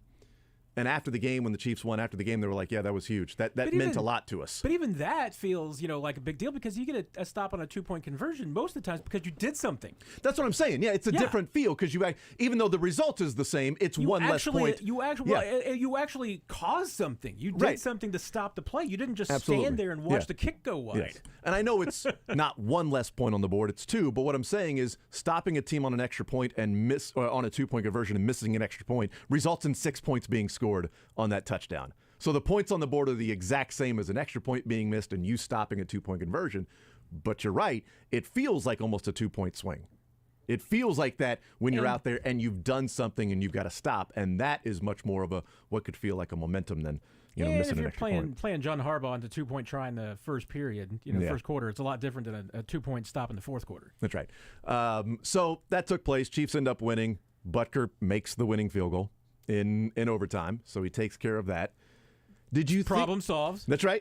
Everything's good. Did you think the 4th down decision to go for it had anything to do with Butker, or was that going to be decided? Because Eric Bieniemy says we decide these things before, and I do believe that the game situations they go through, and it's like, okay, we've talked about this already. This is the decision we're making in this game. I believe they go through that all week. So I don't think Eric Bieniemy is just blowing smoke. So I do think that's something. But you also have to have more information when you're making that actual decision. Do you think, real quick, and we'll take a break, do you think that 4th down decision had anything to do with them thinking, well, I mean, Butker hasn't really been, perfect today. You know what? Let's get a first down and go score the touchdown and not rely on him. If he shanks one and it's like, wow, how did that happen? I mean, I know Andy Reid has told us no. And Eric Bieniemy both. Have basically implied no. We that was a situation that you go for it. Felt like at that point in the game, and I get it from Andy Reid's standpoint is that hey, if you do try to kick a field goal from that position, you're giving the Titans a short field. You're putting them in, leaving them in a pretty good spot that they don't have to get that many yards for Bullock to be in the field goal range. So I get that. It's still pretty dicey call. It was a 4th and short, and the Chiefs weren't exactly, dominating on the ground at that point. So, it's like, how are they going to get this? And then when I saw what they were lining up for to run, I'm like, this is not going to work. And it wasn't there. It wasn't working. And nope, but it did. Patrick Mahomes just willed it to work. That's what he does. And Juju caught it, made the play. Yeah. You gotta do that part of it too. At the time, I'm like, kick the field goal because I think the Titans could have had 10 more possessions and wouldn't put points on the board. I mean, the worst thing that could have happened was that the Titans might have stumbled in the field goal range. But the Titans could have had 30 more possessions that night, and they weren't getting into the end zone. I agree with you on that. And I think they could have had 10 more possessions and they wouldn't kick a field goal. It's possible. If they started on a kickoff. Let's say they start at the 25, 10 possessions. I don't think they get across midfield with what they were doing and what the Chiefs adjusted to. And that's why, to me, there's a difference. Where would the possession have been? It would have been probably around the 40 that they got the ball if they had tried a field goal and missed on the fourth down. I'm trying to remember where the I don't remember where it was. I thought it was closer, right? I thought it was like the 15 where they went for it on 4th and 1. I thought it would have been more of a chip shot, which is why I was surprised they went for it on 4th down. Because it would have been 33. Just put the ball through the because they didn't pick up another first down, and when they ultimately kicked that field goal to take the lead 20-17. But yeah, you take some time off the clock, and now you all of a sudden put the Titans deep in their own territory and in the throw mode, and they had a quarterback who could not throw the football. Nope, not at all. We'll take a timeout. We'll come back. We'll talk about what we want to see from the Chiefs and Jags this weekend. L'Jarius Sneed shows up on the injury report. We can talk a little bit about that as well. McCole Hardman has the abdominal issue that's going on with him, and so we'll get into that too. And Patrick Mahomes recovering from, the throwing the ball 68 times in which he said, not a big deal. I used to pitch in high school, never had a problem the next day either. More Zone coming up next. You're in the zone with Jason Anderson.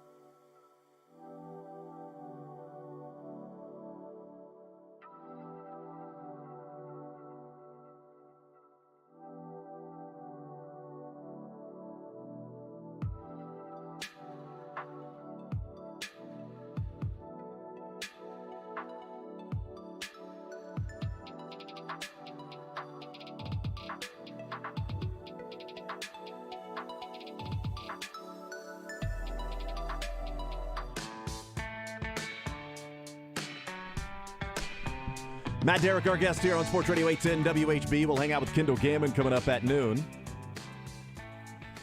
All right, so Chiefs and Jags. This is one that I mean, it feels like the Colts game. It has the Colts feel, well, because it's the AFC South, but it also has the Colts feel of you escaped a physical, emotional game at home. It's a noon kick, and the week after that noon kick is a Sunday night, nationally televised, huge matchup that's much anticipated. And that noon kick is against a team that just is viewed as, hey, they got some talent, but record-wise, not all that good. And the Chiefs went to Indianapolis, and we saw what happened. And early in that game, they had opportunities to just control it. Quick 3-and-out, muffed punt. And then the rest of the game was sort of a struggle. Even when they took the lead, still a struggle in that particular game. Do you have the same feel or lesson learned from the Colts game? They recover from the Titans game, and they're playing at home, and the Chargers don't matter next week, and they'll take care of business. The one thing that I think would give me optimism about this game as a Chiefs fan would be that the Chiefs don't put together back-to-back stinkers very often. I mean, even I would call the Raiders game a bit of a stinker, just because the first quarter and a half certainly was. Certainly was.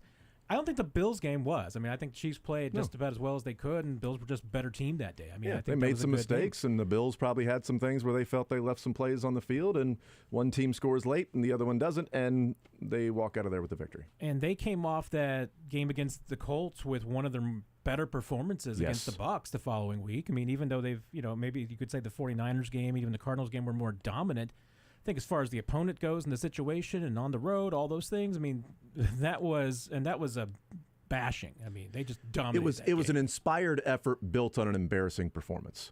Because they felt embarrassed by what happened against the Colts, and they went out to show that that's not them.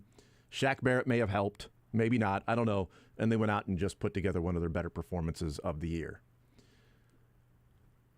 I don't know if it's going to be the same thing to where the Jags come into town, and the Jags have some talent. They are much more organized and better coached than they were a year ago. They can certainly win the game if the Chiefs don't show up. And the Chiefs have had so many nationally televised games that this is another one of those just noon snoozers. And do the Chiefs snooze through these 3 hours against the Jags? I don't know, but it's going to be the first time that against a team that's under 500 that I'll probably pick that team to cover the points. Like, I think I'm picking the Jags to cover the points. And I mean, it fits all of the classic examples of a trap game. I mean, in the sense that you just came off a really close overtime, primetime game.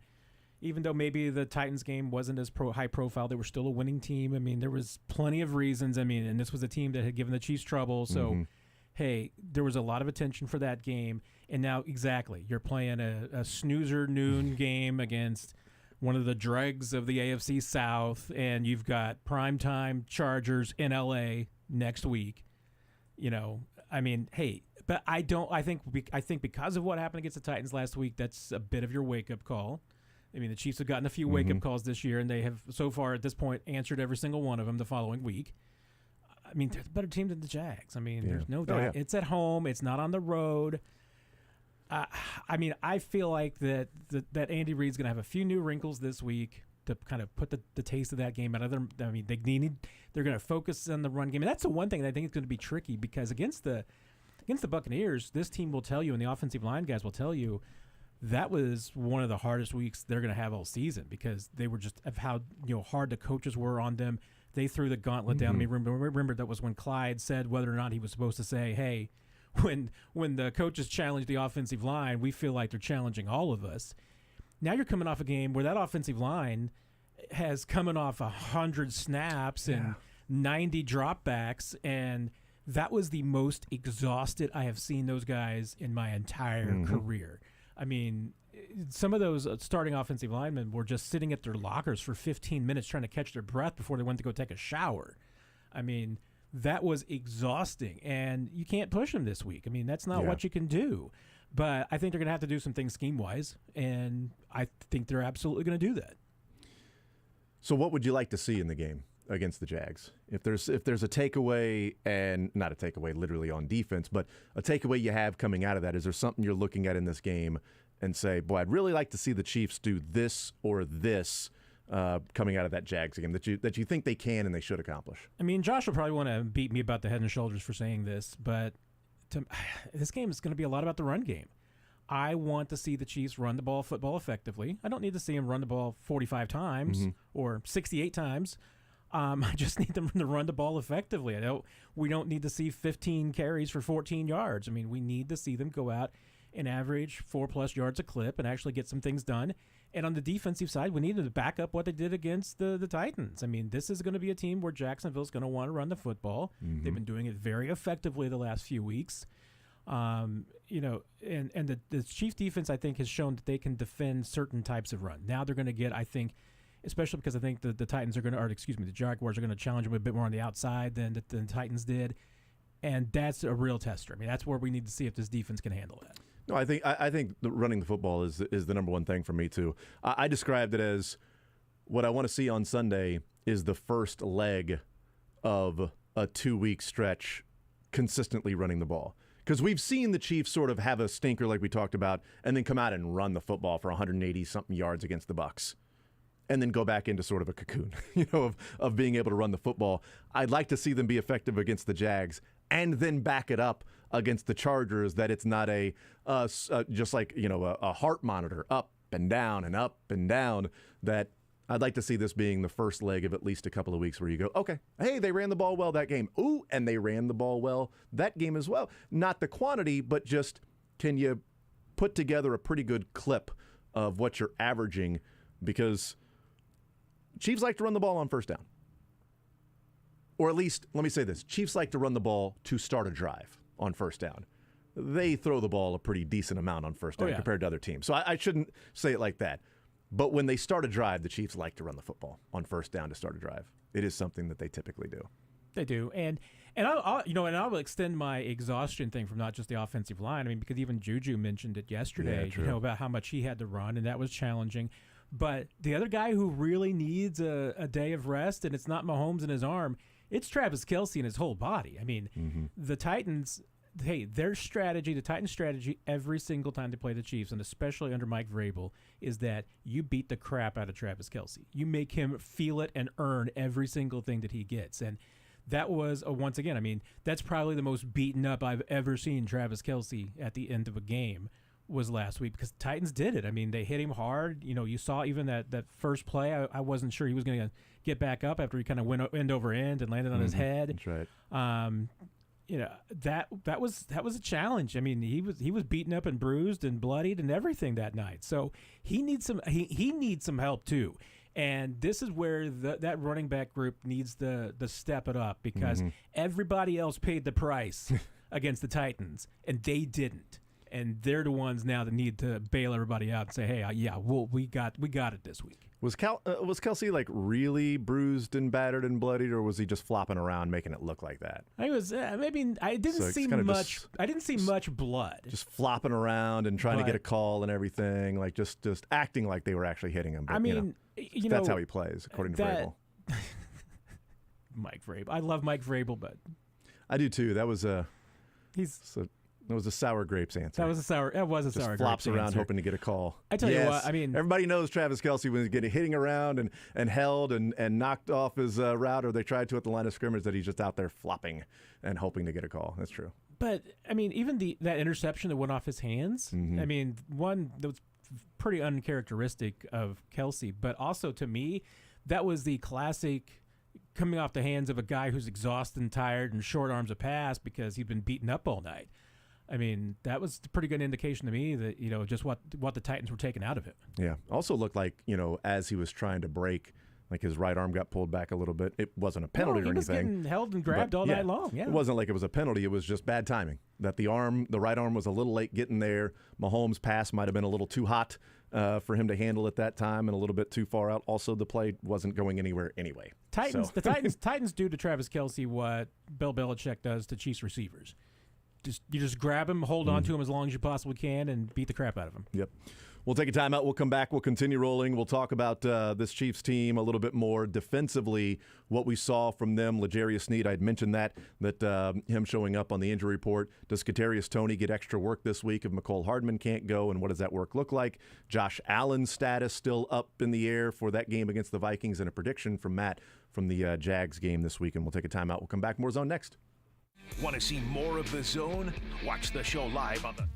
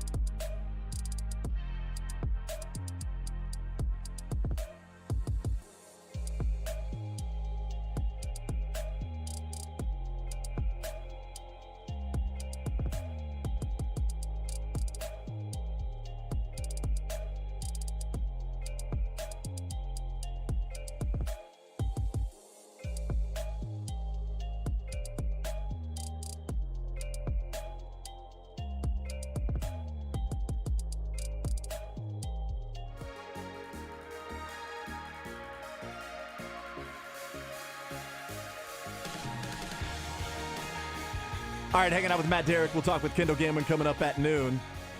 All right, Matt, L'Jarius Sneed. Any concern with him showing up on the injury report? Maybe just cautionary. What do you make of that? And then what the Chiefs will have out there if L'Jarius Sneed is limited? Yeah, my first thought was he had been on the injury report on Wednesday, was listed as a full participant with that knee. Yeah. Then they go inside, and that indoor turf on knees is not great. So that was my first thought, that it was maybe just backing him off because they were practicing indoors yesterday because of the rain. That's a good point. Yeah. So that's the inside information that Matt brings as opposed to me going full participant, limited with the knee. I mean, it's entirely possible there did was a he injure it setback, worse on Wednesday? That's a great point. I hadn't even given thought because I didn't know they went inside on Wednesday because of the rain. That would make sense for them to do that. And we know there is a massive sort of movement by NFL players to try to eliminate turf. And not only that, and get too, natural but grass everywhere. Wednesday was a 10-10-10 practice with no pads, no helmets, anything. So that was a very light day. So being a full participant on a light day and then limited the next day indoors on turf doesn't concern me. I mean, maybe there was a setback, and we'll see. I haven't heard for sure whether they are outdoors in the cold today. I mean, it's going to be this temperature on inside. Sunday. Would make no sense for them to be inside when it's going to be this. If it was going to be like 80 on Sunday and it's this degree today, I can see them going inside. But it's essentially the same weather they're going to be playing in noon on Sunday. Yeah, that's why I'm assuming they're outdoors today. We will see. But if he's a full participant today, obviously no concerns. I'm not expecting Mecole Hardman to play. Me neither. This weekend. So how much do you think that increases Kadarius Toney? Does that increase Sky Moore? How do the Chiefs go about filling the role of Mecole Hardman if he's not out there? Probably, I think that's probably accurate. I mean, I think it's both those guys. I mean, it's not a situation where obviously Juju or MVS is going to pick up any more. I mean, they've got full workloads as it is. So it's not going to really increase anything for them. But Toney can do some of the same things. I mean, and those are some of the things you can pick up quickly. I mean, jet sweeps and pop passes. I mean, maybe a little concerns on timing, but true. You can get a handful of those in. And like you said, the pop passes are one that are much easier because then if the timing is off, it's an incomplete pass, and you don't have to worry about a fumble like if it's on a true jet sweep. So that's one of the reasons why the Chiefs like the pop pass. So I could certainly see that, and hey, there's a lot of things Mecole does as far as the screen game goes. I mean, you can certainly get Toney up to speed on that, but that's also a role that Sky's been comfortable with. So it wouldn't be surprising to me if they gave him some of the snaps in that spot. Yeah, it's an interesting timing thing when you got a guy that's going in motion and running as fast as Mecole Hardman or Tyreek or Kadarius Toney do. That you've got to have that timing down pretty good to snap it, get the ball in your hands, turn and hand it, or snap it and pop it to the guy right in front of you. And when he's worked as long as he has with Tyreek and Mecole, as opposed to for 10 days with Kadarius Toney, just a little bit of that timing being off can result in a fumble, can result in an incomplete pass that might have been there for a touchdown or something like that. Yeah, but doesn't necessarily mean that Sky Moore is just going to be able to take over and do those things and have the exact timing down either. So, we'll see. I would like to see a little bit more of Kadarius Toney. They clearly like him. The first play of the game, they threw the ball to him. They wanted to get him involved, and I don't think it was a, attaboy, thanks for being here, and we appreciate you. We're going to throw you the ball. I think it's how do we get him the ball? Okay, we've practiced this scripted play, first play out of the gates. Let's get the ball in his hands and let him do something when he's got the ball in his hands. And that to me was pretty key in the sense that it was part of the early script. So that was the kind of thing that you're going to spend a little more time on during the week. So that meant that, and everything that they did with him was pretty much in the early part of the script. So he wasn't in as much after that, but they had a pretty streamlined, section for him. Like I said, I mean, Andy Reid's got that 400-page playbook. It's not like Kadarius Toney's getting all 400 pages. He might be getting 50 and just having him work on that. So moving now to the running game and looking at this weekend, obviously they're not going to go into a game and say, you know what, let's try Ronald Jones. They've got their three guys that they're going and moving forward with week by week. Unless there's an injury, then Ronald Jones will be elevated like we've seen in the past. Assuming health, playing this hypothetical, assuming health, the rotation of the backs, Edwards-Helaire, Pacheco, Jerick McKinnon, is that what you would expect the rest of the way? Or are the Chiefs actually hoping one guy separates themselves from the other two, and they can just say, this is our guy to hand the ball off, and we get more of a consistency with him and the offensive line, and it's not necessarily about the running back by committee to keep the guy healthy. This is the guy because he gives us the chance to win right now.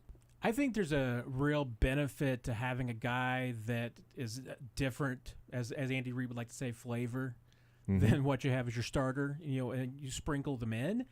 But to me, this having three guys that you give an equal workload to, I don't know how it works. I don't know how especially because you're talking about different blocking schemes for these guys, different speeds, different chemistry, everything. And even though I usually generally believe that the whole, running back talk about, needing the football, because you got to, build up to it is, that's just an excuse for running backs to get touches. Say, I need the ball more to feel like I'm in the game, and that's the key.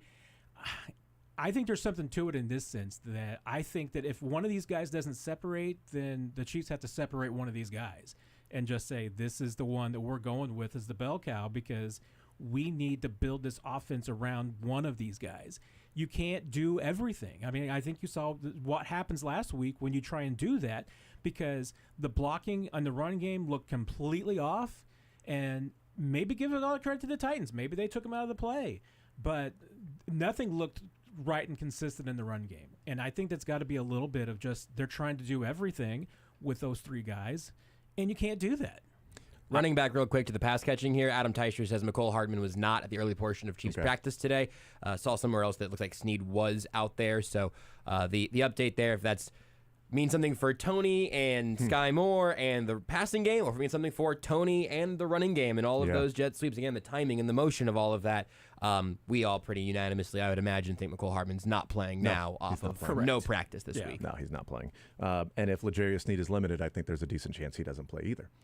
Matt, what do you think about that? If it was turf precautionary, if that theory holds water and Sneed's a full participant today, how does that make you feel? Fine. I mean, I don't even think of yesterday. Just throw it out. Okay. And if he's limited today, there was something to it. I'd probably put money on him not playing this weekend. Again, I'll take your money. I'd say he probably plays. $5. Let's do it, baby. Let's go. One Anderson unit. I'm in. I'll take. I'll take if L'Jarius Sneed is limited today. I'll say right now. I'll say $5. L'Jarius Sneed plays on Sunday. The odds are if he's a full participant, he'll play. I don't know what he is yet. I just know he was spotted at practice. Yeah, I'm saying before we know if he's limited, he won't the designation. Yeah, but I'm not going to bet on if he. You said you'd put money on it. Yes, if he's limited. If he's limited. If he's limited, the odds would be in my favor of if he's limited, him not playing, since it is rare that the Chiefs play players that are limited in that Friday practice. Score prediction. I think I'm going to go 27-13. 27-13. I guess I didn't say who, but I am going Chiefs. Okay. There's part of me that says this is going to be a close game, and that the Jags will bring the Chiefs down to their level. But I think the Chiefs don't put up back-to-back stinkers. They'll win this game comfortably. 27-13, the Chiefs jump out early and maintain that lead, back and forth, and they slowly pull away. That I can never guarantee. Because, I mean, once the Chiefs are down 10-0, they got you right where they want you. So you're saying 13-0 Jags, 27-0 run for the Chiefs to win 27-13. There's your scoregami. We'll take it. Matt, you're the man. Appreciate it, sir. Take care, guys. We continue rolling on this Friday edition. We'll hang out with Kendall Gammon coming up on the other side. More Zone right after this at Sports Radio 810 WHB.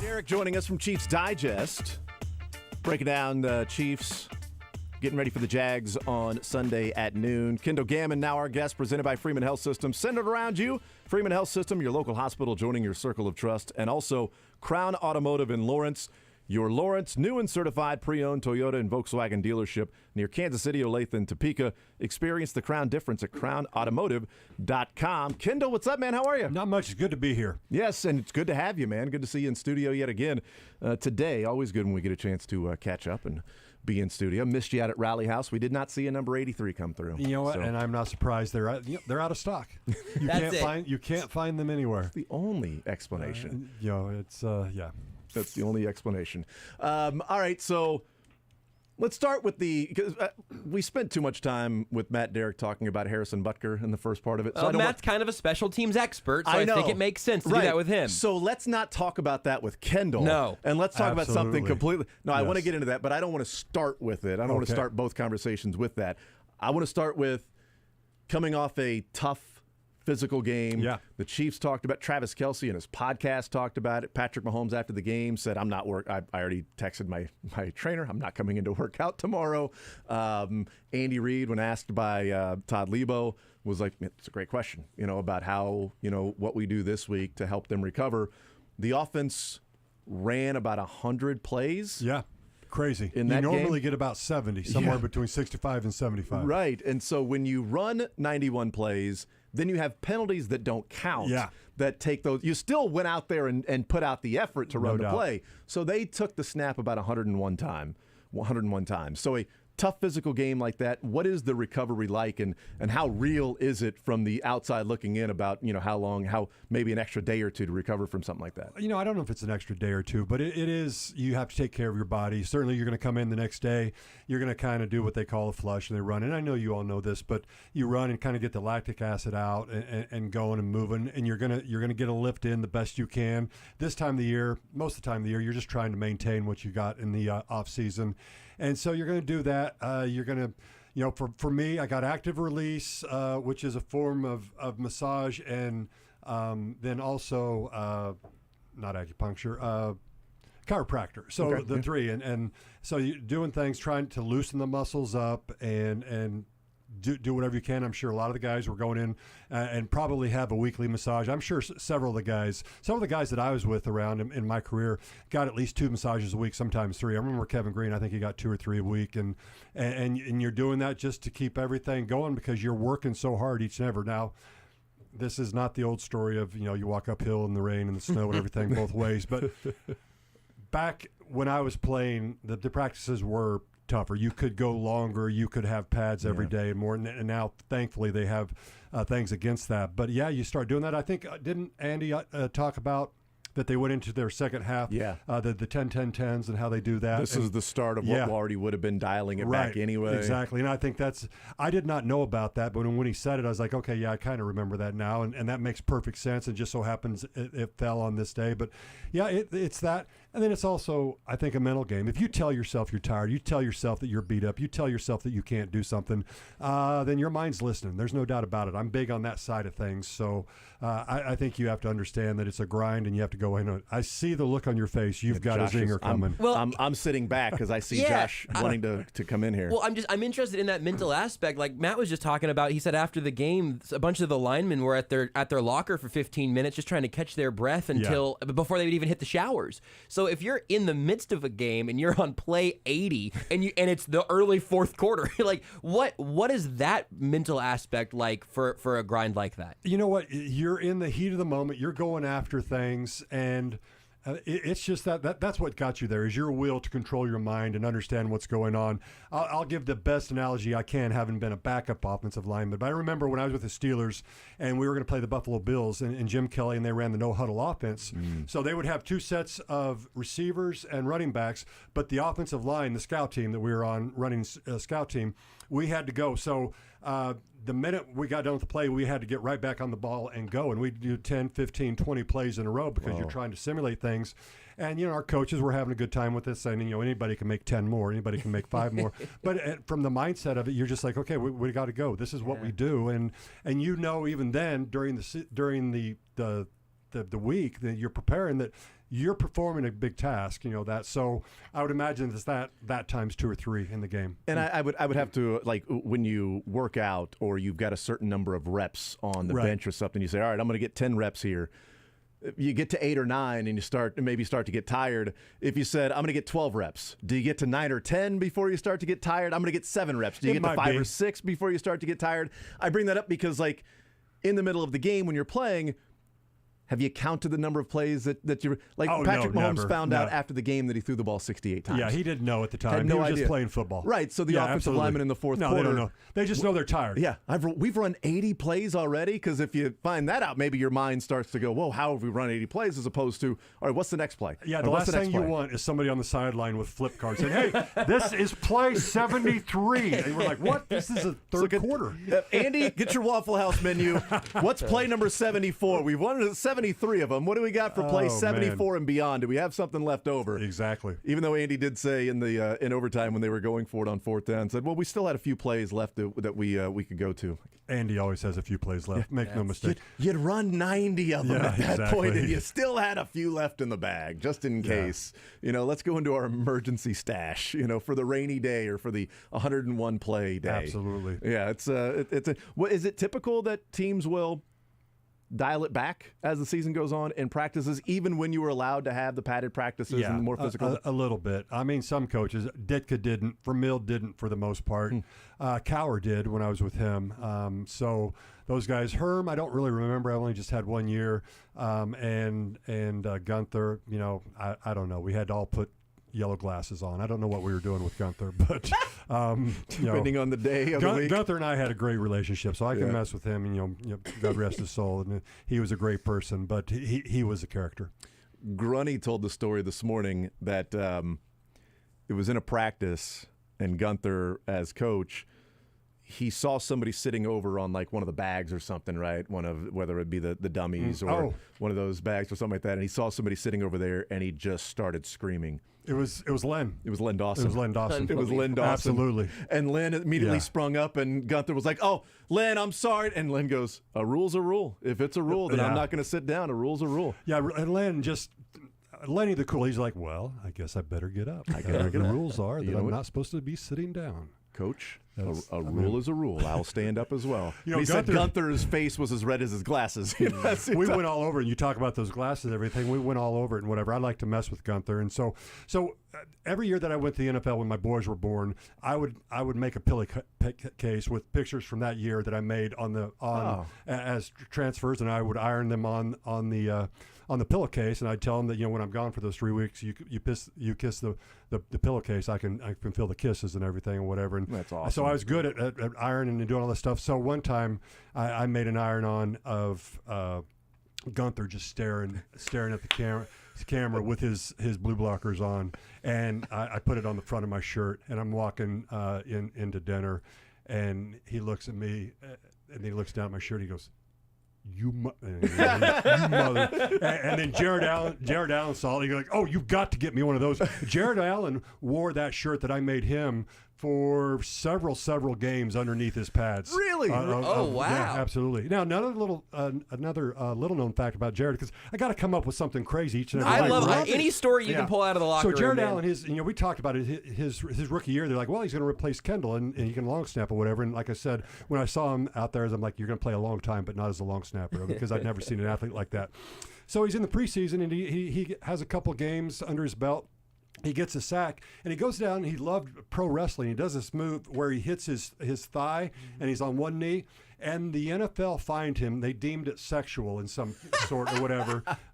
And so we're out there one day, and we're trying to figure out whatever. And he's kind of mad about that. He goes, "It's a wrestling move. They just need to look at it." And we're thinking about it. I'm like, wait a minute here. You're a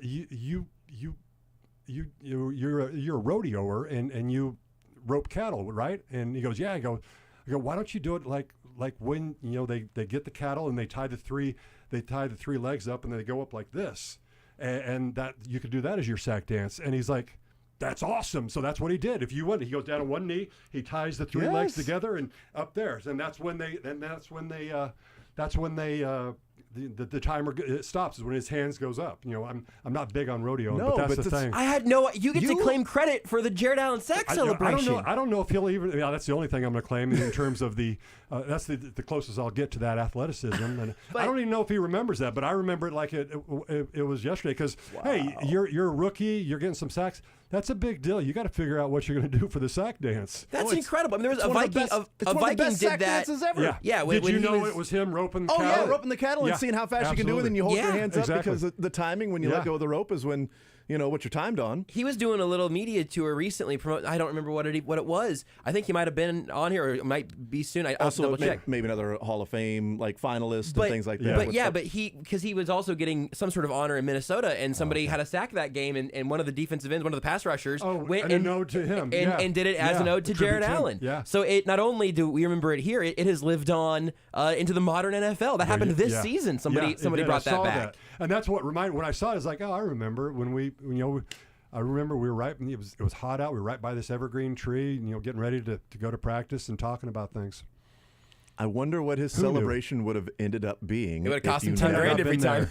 Like, would he have continued to do like wrestling celebrations? No, because he didn't want to give his money away. He would not have done that. That's right. But what celebration would he have gone to that the NFL found to be appropriate? Yeah. That Jared Allen could also then get in or tap into who he is, like his personality, while not getting fined, which was perfect. The roping cattle was absolutely a perfect celebration for him. That is great. Kendall Gammon was the one that came up with the celebration for Jared Allen. That's why we have him on to find these things. We hit the hard-hitting subjects, don't we, That's exactly right. Weekly Revelations with Kendall Gammon has really been a real thing. Yes.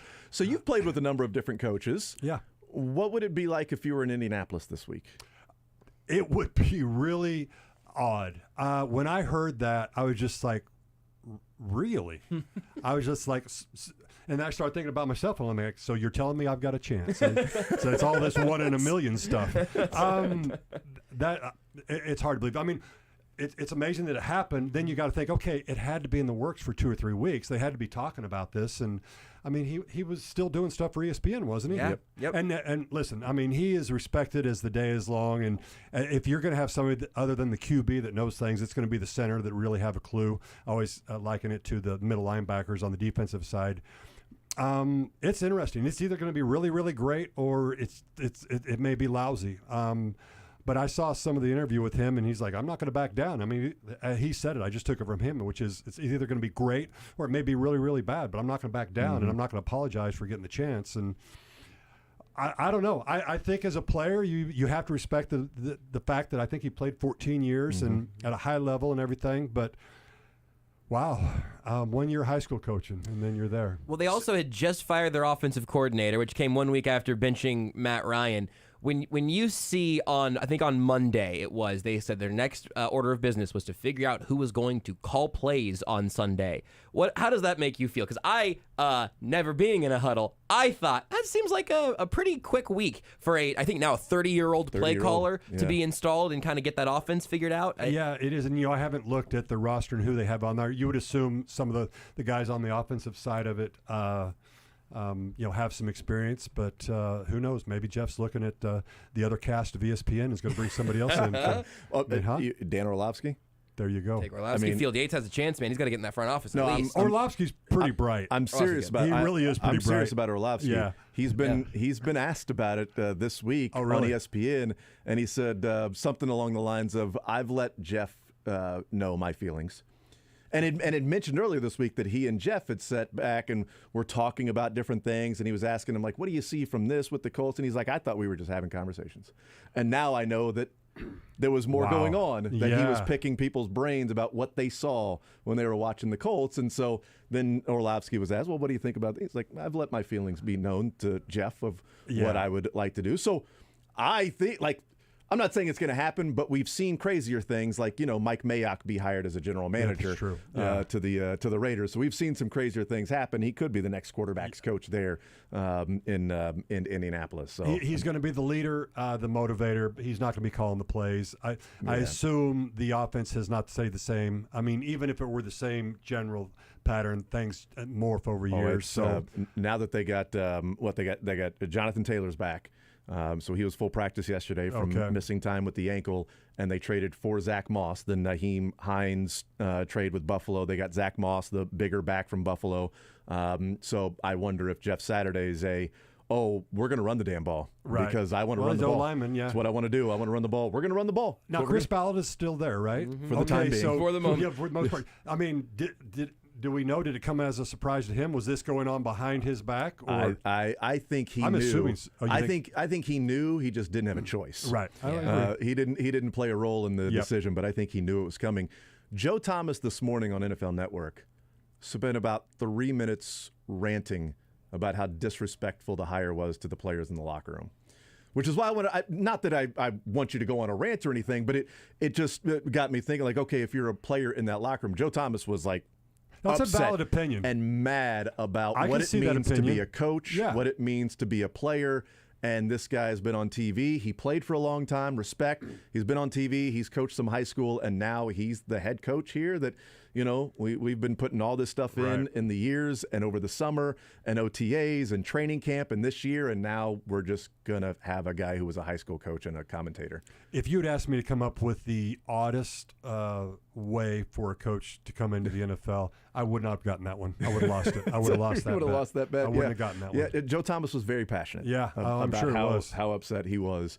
And you've got to think also, Joe Thomas, offensive lineman, probably has a lot of respect for Jeff Saturday, who he is. No doubt. The player. It's not a personal thing. Right. It's what's going on in that locker room if you're a player and what it, because that's what the question was. What would it be like in the locker room if you're a player if this was happening right now? I think I did a podcast. Isn't Kevin Mawai on that staff? I think he's offensive line coach or assistant O-line coach.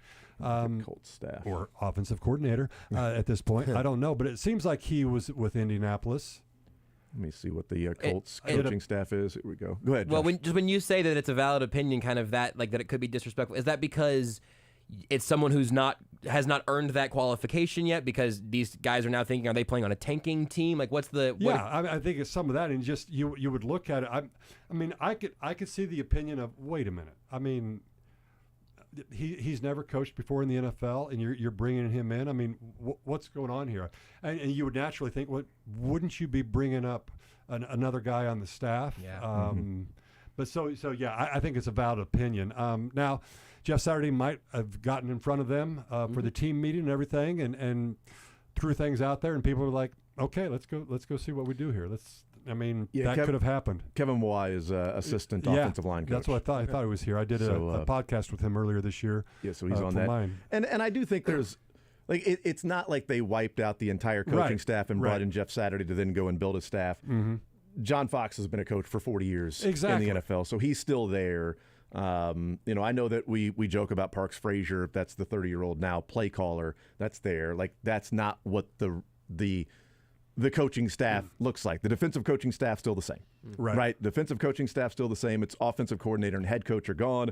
The offensive line coaches, John Fox is like a senior defensive assistant, something like that. Right. Like, he's still around guys that have some experience and have been in the game for a while, that it's not a bunch of guys like, they didn't take a high school coaching staff and then bring that in to coach the Colts, the entire high school coaching staff. Like, hey, here you go. Give it a shot, So, I mean, we'll see what happens this week, and we'll see what takes place with the Colts and the Raiders. Should be a fun one. There's a college story we talked about earlier this week that we haven't mentioned yet that I wanted to see if you wanted to ask Kendall about. I don't know if you caught any of Mizzou, Kentucky this last weekend. I did not. Did you catch one particular play towards the end of that game at all, where a snap goes sailing over the head of the Kentucky punter? Oh, no. He rolls out and scoops it up all the way back to the 2, by the way, 30 back yards at their behind own him. end zone. The snap is totally wayward. Yep. But the snap isn't even the most interesting part. The punter goes back, picks up the ball, and then turns to get the punt off, does get the punt off, then gets hit by a Missouri player who is closing in, trying to make the play. He was actually going to tackle him, so the punter turns around to go kick it. The Missouri player launches to hit him. The punt's away. Missouri player hits the punter. But he's out of the box, so he's not out of the box. He's not? It went directly behind him. The punt went over his head 30 yards and went directly between the hash marks. He picks it up, and he turns to his left. Wow. The Missouri player launches to tackle him. The kick gets away. The Missouri player hits him. 15-yard roughing the kicker. Wow. I was curious if you had any thoughts on that from because the punter was shortly later carted off in immense pain, it seemed, injured on the play. So I totally understand the roughing rules as they're generally constituted, but you immediately think about the tackle box. Jason said on Monday, maybe we just got to call it the tackle tunnel because it goes back infinitely. But I'll grab you a replay of this as well if you want to take a look at it. But I'm interested in what you make of the rule in a situation like this that is so clearly not the intention of the rule. I like that Kendall's going to be watching it in real time. Yeah, I'm going to have to jump around a little bit. Well, I mean, obviously, pull it up on I Twitter. get hives just thinking about a bad snap, quite honestly. And by the way, Missouri's trailing at this point. They got to stop. They're getting the ball back to go. 4th and 4 late in the game. They've used timeouts to get the stop. That's awful.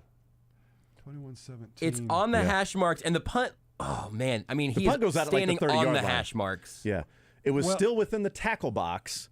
Well, at 21, or tackle tunnel. At 21-17, you've got to be coached to run out of the end zone for a safety so you can kick it because it takes a touchdown to win either way. So if you give up 2 points. But now it takes a field goal to win. It takes a field goal. Never mind, Kendall.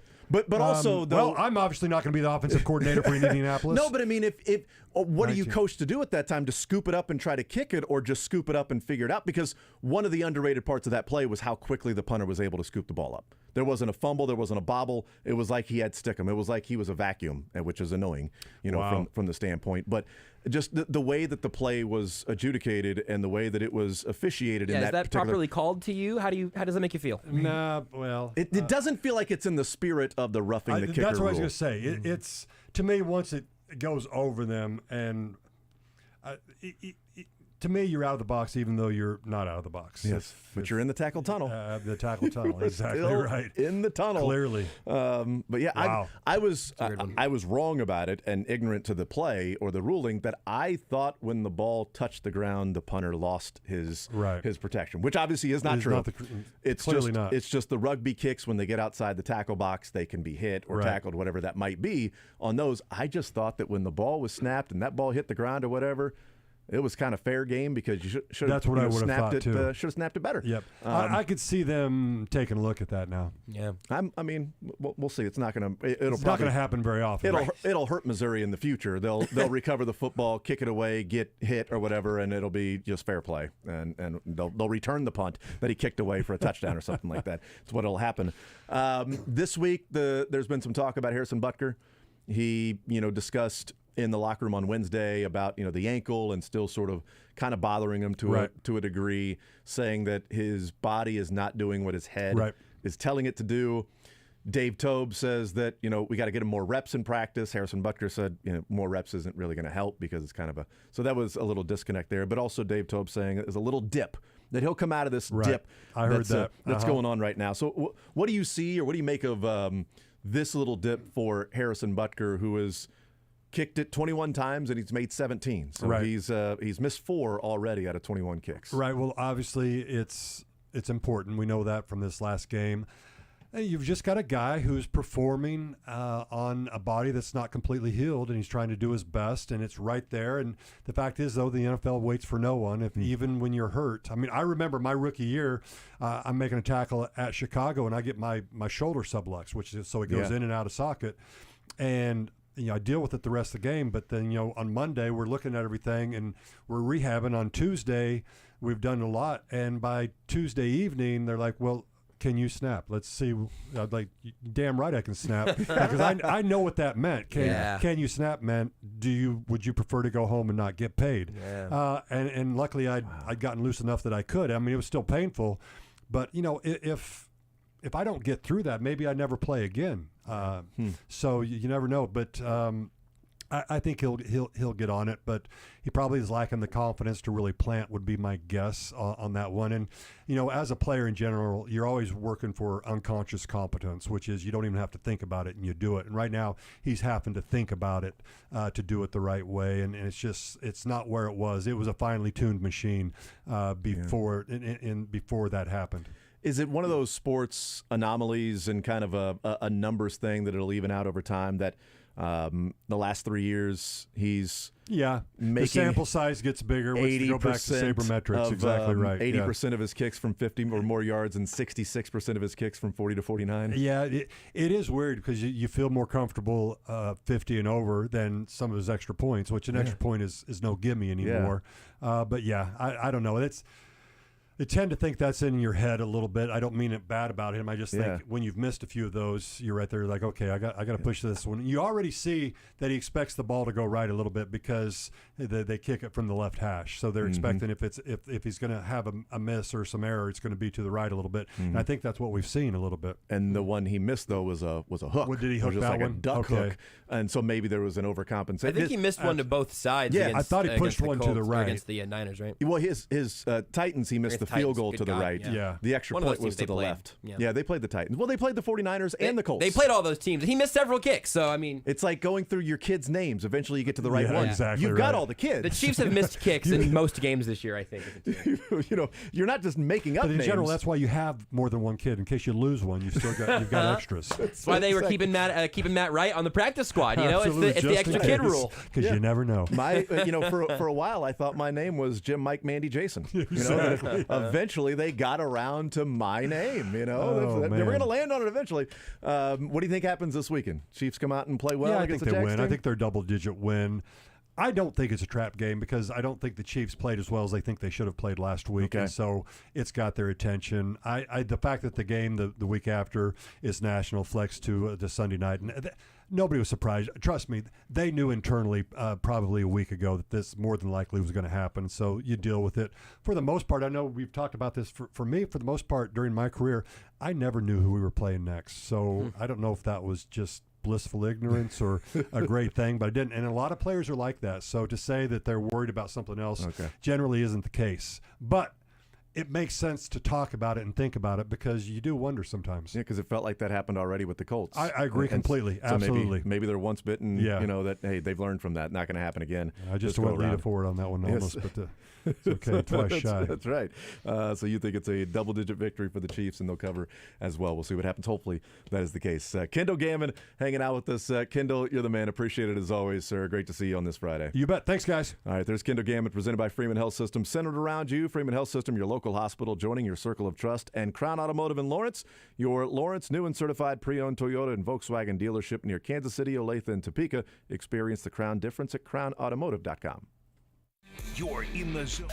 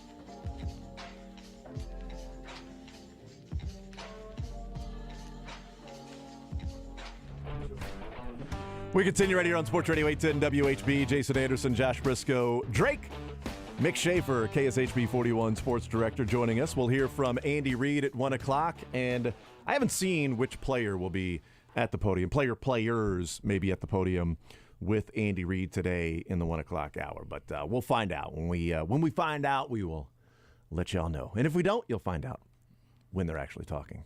Unless we don't find out. Unless we never, ever find out. Maybe it'll be somebody doing like one of the protect your identity like voice changers, you know? Yes. That's right. Maybe it's Bane. I don't know. There's no way we lose to the Jags this weekend. I'm going to play right guard. Oh, it's a little fancy. Trevor Lawrence has no chance against us. Mick, you got a Bane impression? No, God. Okay. You guys are taking the cake on those. Okay. All you there. Thank you. Great. Born in the dark. Born in the dark. I'll keep workshopping. So you've seen that movie. Yeah, dude. I was like 16 when all the Batman movies came out. Of course I was watching all the Batman movies. I feel like you were 16 when a lot of other great movies came out. I feel like every good movie that came out, you were 5. That's actually that's more, why you're not watching it. So Mick Shaffer hanging out with us. We'll hear from the Chiefs coming up at 1 o'clock. So there you go. What do you guys got tonight? Who? Mill Valley? Yeah, Mill Valley football tonight. We got Pittsburgh. Wow, you're playing the Steelers? I don't think you got a chance. It's a good team. I think you're a little out of your depth not there. Not the Steelers, not the Gorillas. It's the Purple Dragons. Oh, wow. Okay. I was going to tell Kendall that. I'm like, do they even know what football is down in Pittsburgh? They do. Great town. Good football town. That's where 5A State is every year. So we've ended our season there the last 3 years. Whoa. That seemed like that was a little ominous. What? You've ended your season down there the last 3 years. With championships. I know. Is tomorrow the championship? No, it's tonight, and it's quarterfinals against the high school. I know. That's what I'm saying. You've ended your season down there the last few years. But a it's little here ominous, you know. You ended your season. That's what I'm saying. That's all. That's all I'm saying. Sorry. We've won championships down there the last 3 years. There we go. And looking forward to it again this year. And tonight you're going to win another championship. Is that right? Tonight's the championship game. It's is what you're saying? Regional championship. That's tomorrow. Tonight. Okay. What's the spread? There is a high school, the Massey Ratings. It's a website, and they put out spreads for high school games all over the country. I'll find it for you. Please. I actually want to know what it is. Not that I'm going to bet on it, but I want to talk about it when we we got the high school, football game of the week going on. Mill Valley also playing against Pittsburgh. They're 20.5-point favorites in that one. I don't know if it's 20.5. I just made something up because I happen to be looking at the Mizzou, Tennessee score or line on the show sheet in front of me. I feel like eventually we'll be able to bet on high school football games, at least in Texas or something. Let's hope. Let's hope we can get to there. Okay, let me find a lot of numbers on Mick's screen. This looks like Jason's format Pittsburgh sheet. Mill Valley. The projected score is 42-6. The line is Mill Valley minus 36.5. I said 20.5, and I thought like I was being offensive to Pittsburgh. I think Pittsburgh's going to cover. So I do like Pittsburgh plus the points. Yeah. You know, you got it's cold out. You know, it's gonna be tough to throw the ball. But once you get up by a decent lead, you're worried about the playoffs. Now you're looking ahead to next week already. They run the flex bone, which gouged my eyes out watching that offense. I was a bigger fan of Busy or Wishbone. Flash was a good one as well. It's Wishbone just inverted. Mm-hmm. You got the two backs that are basically kind of an H back kind of slot position. Mm-hmm. And you have a fullback behind the quarterback, and they're spinning around. There's multiple fakes. There's handing off. There's like triple options. It's a backdoor cover coming tonight. That's what I'm saying. Okay. Is the backdoor because Mill Valley's going to jump out to a huge lead and then let their guys go ahead and rest. So you get ready for next week. And Pittsburgh, it's their last game of the season. So third quarter, fourth quarter, they're leaving it all out there. 37-17 is that what you're saying? That's what I'm saying. Beard's texting me that I like Mill Valley tonight. 3-2.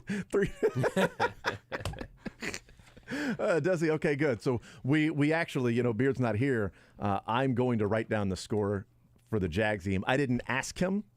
I'm going to take a guess as to what he thinks that score may or may not be. Blow up his phone. We need an answer. Just keep we texting. We need to know. Over. What score are you going to go out on a limb and say there? Over. Beards. Someday I'm really excited for him just to go 42-12 and just totally change the game. I'll have a heart attack, fall back in my chair. That's right. Like when I went 37-17 every single week. Mm-hmm. Still waiting for that 37-17 score. I figured it would happen at some point. Did you ever throw a curveball in there and throw out a different score? Yeah. The Super Bowl, when I said 37-24, because there will be a late score by Tampa, and then they got beat down. You know why? Screwed it up. Because I screwed it up. I didn't know this. It was my fault. Yep. What were you thinking? I said 37-17, but a late score by Tampa makes it 37-24. I remember being idiot. Very confident going into that Super Bowl, maybe more so than the 49ers Super Bowl. There was confidence abound around the city of Tampa getting ready for that Super Bowl. Yeah. And not from the Tampa fans. No. It was confidence abound from the Like you would have Chiefs seen fans. that if you would have seen the score beforehand, you were like, no, yeah, okay, 31-9. Yep. I can see it. Chiefs winning by 22 points. That's what happens if, they beat them down and then the Bucs got in it late. That's what happens when you don't let the Bucs come back in the game and score some late touchdowns. You win 31. What's that? Who's it? No, that's in a mirror. No, you got to flip the mirror thing. It's oh, really? What, Mahomes didn't play? What No, it's happened just here? the tackles didn't play. Or the guards. The defense, really. The defense. Or sometimes the running backs that have the ball hit him in the face. Or Tyreek not making a play on the first drive. Mahomes is making a Matrix-type throw. Yeah. There were a lot of people that were that did not play their best game that day. I've often said that the first drive of the game, I do wonder if Tyreek jumps up in the end zone and makes the catch. The ball goes through his hands. He makes the catch, and he's made so many of those in his career. So many of those that he jumps up and doesn't catch it. If he catches that, what does the rest of the game start to look like? I don't know, because they'd be up 7-0 right out of the gate. But it didn't happen. The face mask touchdown drop is the one that I will never fully... That one hurt. Never fully lose. Yeah. That one still felt like there was panicky, like it was they're trying to do anything to stay in the game or come back. The Tyreek was first drive, they were doing well, and then they have a throw by Mahomes that Tyreek is there jumping up and just doesn't catch it. Was that Darryl the Barrel off the face mask? Who was it? Yeah. It was Darrell Williams. Yep, unfortunately, that's that who would it have been maybe the greatest play in Super Bowl history had he caught that. It would have helped had the Chiefs won the game. Yeah, typically. Right. The helmet catch helped that the Giants won the game. What would we talk about the helmet catch if the Giants just got stopped right after that? They get the first down, and then it's next 4 plays they complete passes. It would be barely remembered like the North Carolina double clutch 3-pointer against Page. Villanova. Marcus Page. Before Jenkins. Jenkins hit the shot. Yep. The double clutch Marcus Page oh my three-pointer. God, that's the greatest shot in NCAA tournament. Oh, That nobody's going to remember. That is. That nobody's going to remember. And one of the things I remember of that game, of just being around and then watching the replay, but like the Marcus Page shot, I'm like, I can't believe he made that. This is going to overtime. Yeah. And then Jenkins, that type of shot in that moment. And then Jenkins hits the shot, but watch the background at Jay Wright. Doesn't flinch. Just turns around and starts walking over to Roy Williams to shake his hand. Just unbelievable. Lenny the cool, Jay Wright the cool. He is so cool. I mean, the guy can wear a suit. Or the suit wears him. I don't know. But he wears the suit. He wears the suit. No, it's actually the suit. It's actually painted melded on into his skin. Yeah. Part of his body. Here's a reference we can all enjoy. It's like how in Iron Man, later on he's able to basically like store the suit in his own cells, hits a button, and it just that's Jay Wright. That's Jay Wright. The pinstripe suit is the one that's embedded in his DNA. Any suit possible. There were 3 amazing things: Marcus Page double clutch, Jenkins hitting the shot, and Jay Wright not flinching at all. We'll take a timeout. We'll come back. Todd Lebo tells me it's Colin Saunders today. There we go. I love listening to Colin Saunders. He is fun to talk to. And he's been out of practice this week, right? He showed up yesterday. He was excused on Wednesday. But he didn't practice yesterday. He did. He did. He was excused at the beginning. On Thursday, you mean? He was on the practice report as a DNP yesterday. He was, but he was later referred to as returning to practice. Personal, right? It was not an injury. It was excused, but he was there by the time people were tweeting. I think it might have been I think it wasn't DNP. It was just it was a dash. It's dashes. There, yesterday. NIR. Non-injury related. And then Matt Derrick had the tweet of name, image, rightness. That's right. That's correct. That's rightness. Of the first team being Colin Saunders, Chris Jones, Karlaftis, and Dunlap, which is interesting. And now we hear from Colin Saunders. Great story, fun personality. So looking forward to that press conference coming up at 1 o'clock. We'll take a timeout. We'll come back. More Zone next. Want to see more of The Zone? Watch the show live on the Sports Radio.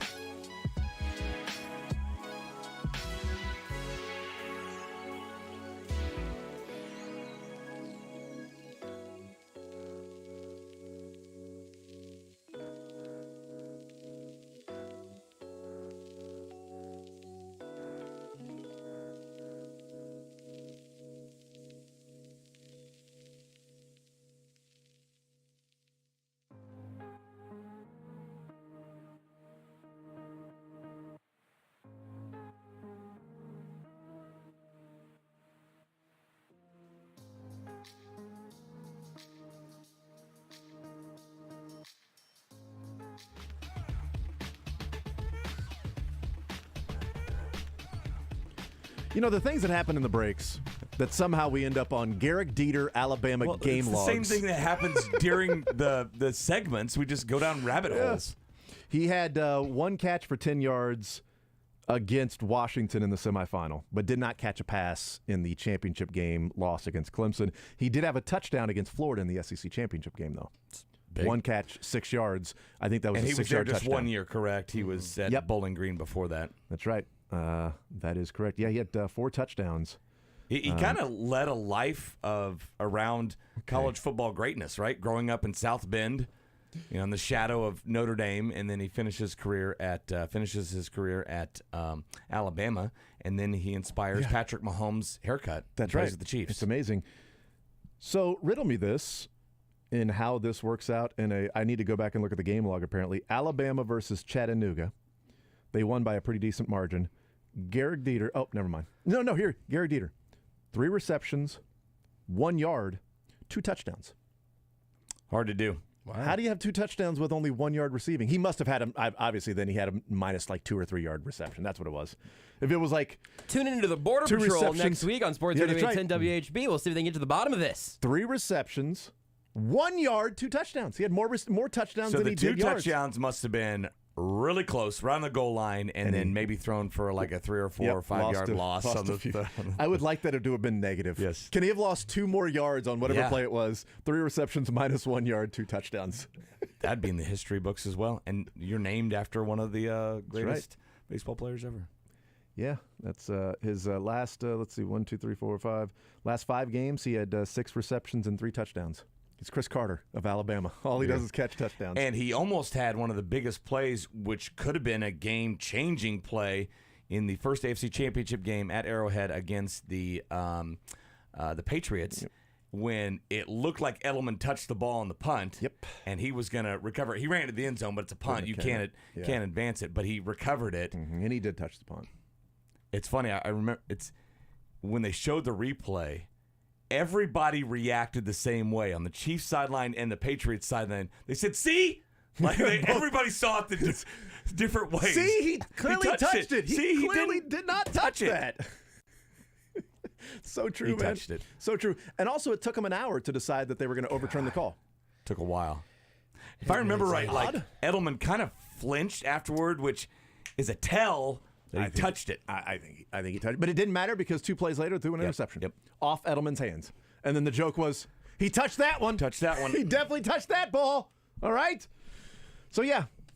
There's your Garrick Dieter update for today. I think that reverse engineered from Super Bowl interviews and Dorian O'Daniel, who I have since confirmed is not currently on an NFL roster. Yeah. Just sort of and before that, we were talking about Colin Saunders. Colin Saunders was my favorite. It's my favorite interview of my interviews down at the Super Bowl. For Miami was and Colin I believe Saunders. I gave you a ride to that event. You did, didn't we? You did give me a ride. That's right. That is correct. It was a fun ride. Yeah, it was a fun ride. Andy Reid and Colin Saunders. 913-912-4810. Can you play for me, Drake? A song. Damian Woody, because Josh Allen was not at practice again today. So sorry, that's not true. He was what? So here's Jags, here's the newest. Josh Allen was. Here's the newest the newest update. It's hour by hour. It's hour by hour. Josh Allen was reportedly spotted as he, quote, ran off the field in his practice jersey. So he was not there when the initial media reporting was there. But then he was spotted leaving the field in his practice jersey for the first time this week. I don't know if the Bills are playing games to make you think he might play or if they're playing games to make you think that he won't play. But it feels like they're playing games. That is the latest news on the Josh Allen front. It is literally, it actually has been hour to hour. McDermott wasn't lying when he said that. He really wasn't. It's gone from day to day to hour. It's Case Keenum time? It might be. Well, we don't know if Josh Allen is going to be playing games this week. And here's Damian Woody on what he thinks of the importance to the offense that Josh Allen brings, which is obvious, but here he is weighing in on that. It's huge. I mean, think about this. I got a stat for you. Buffalo Bills have scored 25 touchdowns this season. Josh Allen has accounted for 23 of them. I mean, that's the type of production that the Buffalo Bills will be missing if you don't have Josh Allen. I mean, listen, Case Keenum, he knows how to operate the offense, all that type of stuff. but he doesn't have the arm nor the legs that Josh Allen has, and that's going to be a major issue for the Buffalo Bills if Josh Allen misses additional time. It is an amazing stat. 25 touchdowns the Bills have scored this year. 23 of them are responsible with Josh Allen, either running or throwing it. I looked it up for the Chiefs because I wanted to know what Patrick Mahomes was. They scored 29 touchdowns. He's been responsible for 21. So 21 of 29, not exactly 23 of 25. How much help does Mahomes need? I know, right? Josh Allen's doing it all on his own. He sounds like the MVP to me. Case Keenum going up against maybe one of his old teams. Out of how many old teams does he have? Oh, wow. 4. I just guessed. Take that times 2 and add 1. No way. 9. Wow. Could be 10 if you count the St. Louis Rams and the Los Angeles Rams. I do. He played for both. Double digits. Different jerseys. Didn't he have 2 different colleges? He was Or did Houston, just I play remember. Or did he just play at Houston. Houston the whole Just time? Okay. Houston. I didn't know if maybe he transferred there to Houston. So, yeah, it'll be a revenge game for both Case Keenum and Stephon Diggs. There you go. Both of them playing against the Vikings. We'll see what happens. It'll be Kirk Cousins. You like that? Andy Reid, Colin Saunders next. Friday, Shaman's Leawood Total Wellness at 117th and Row in Leawood is hosting their Come Make a...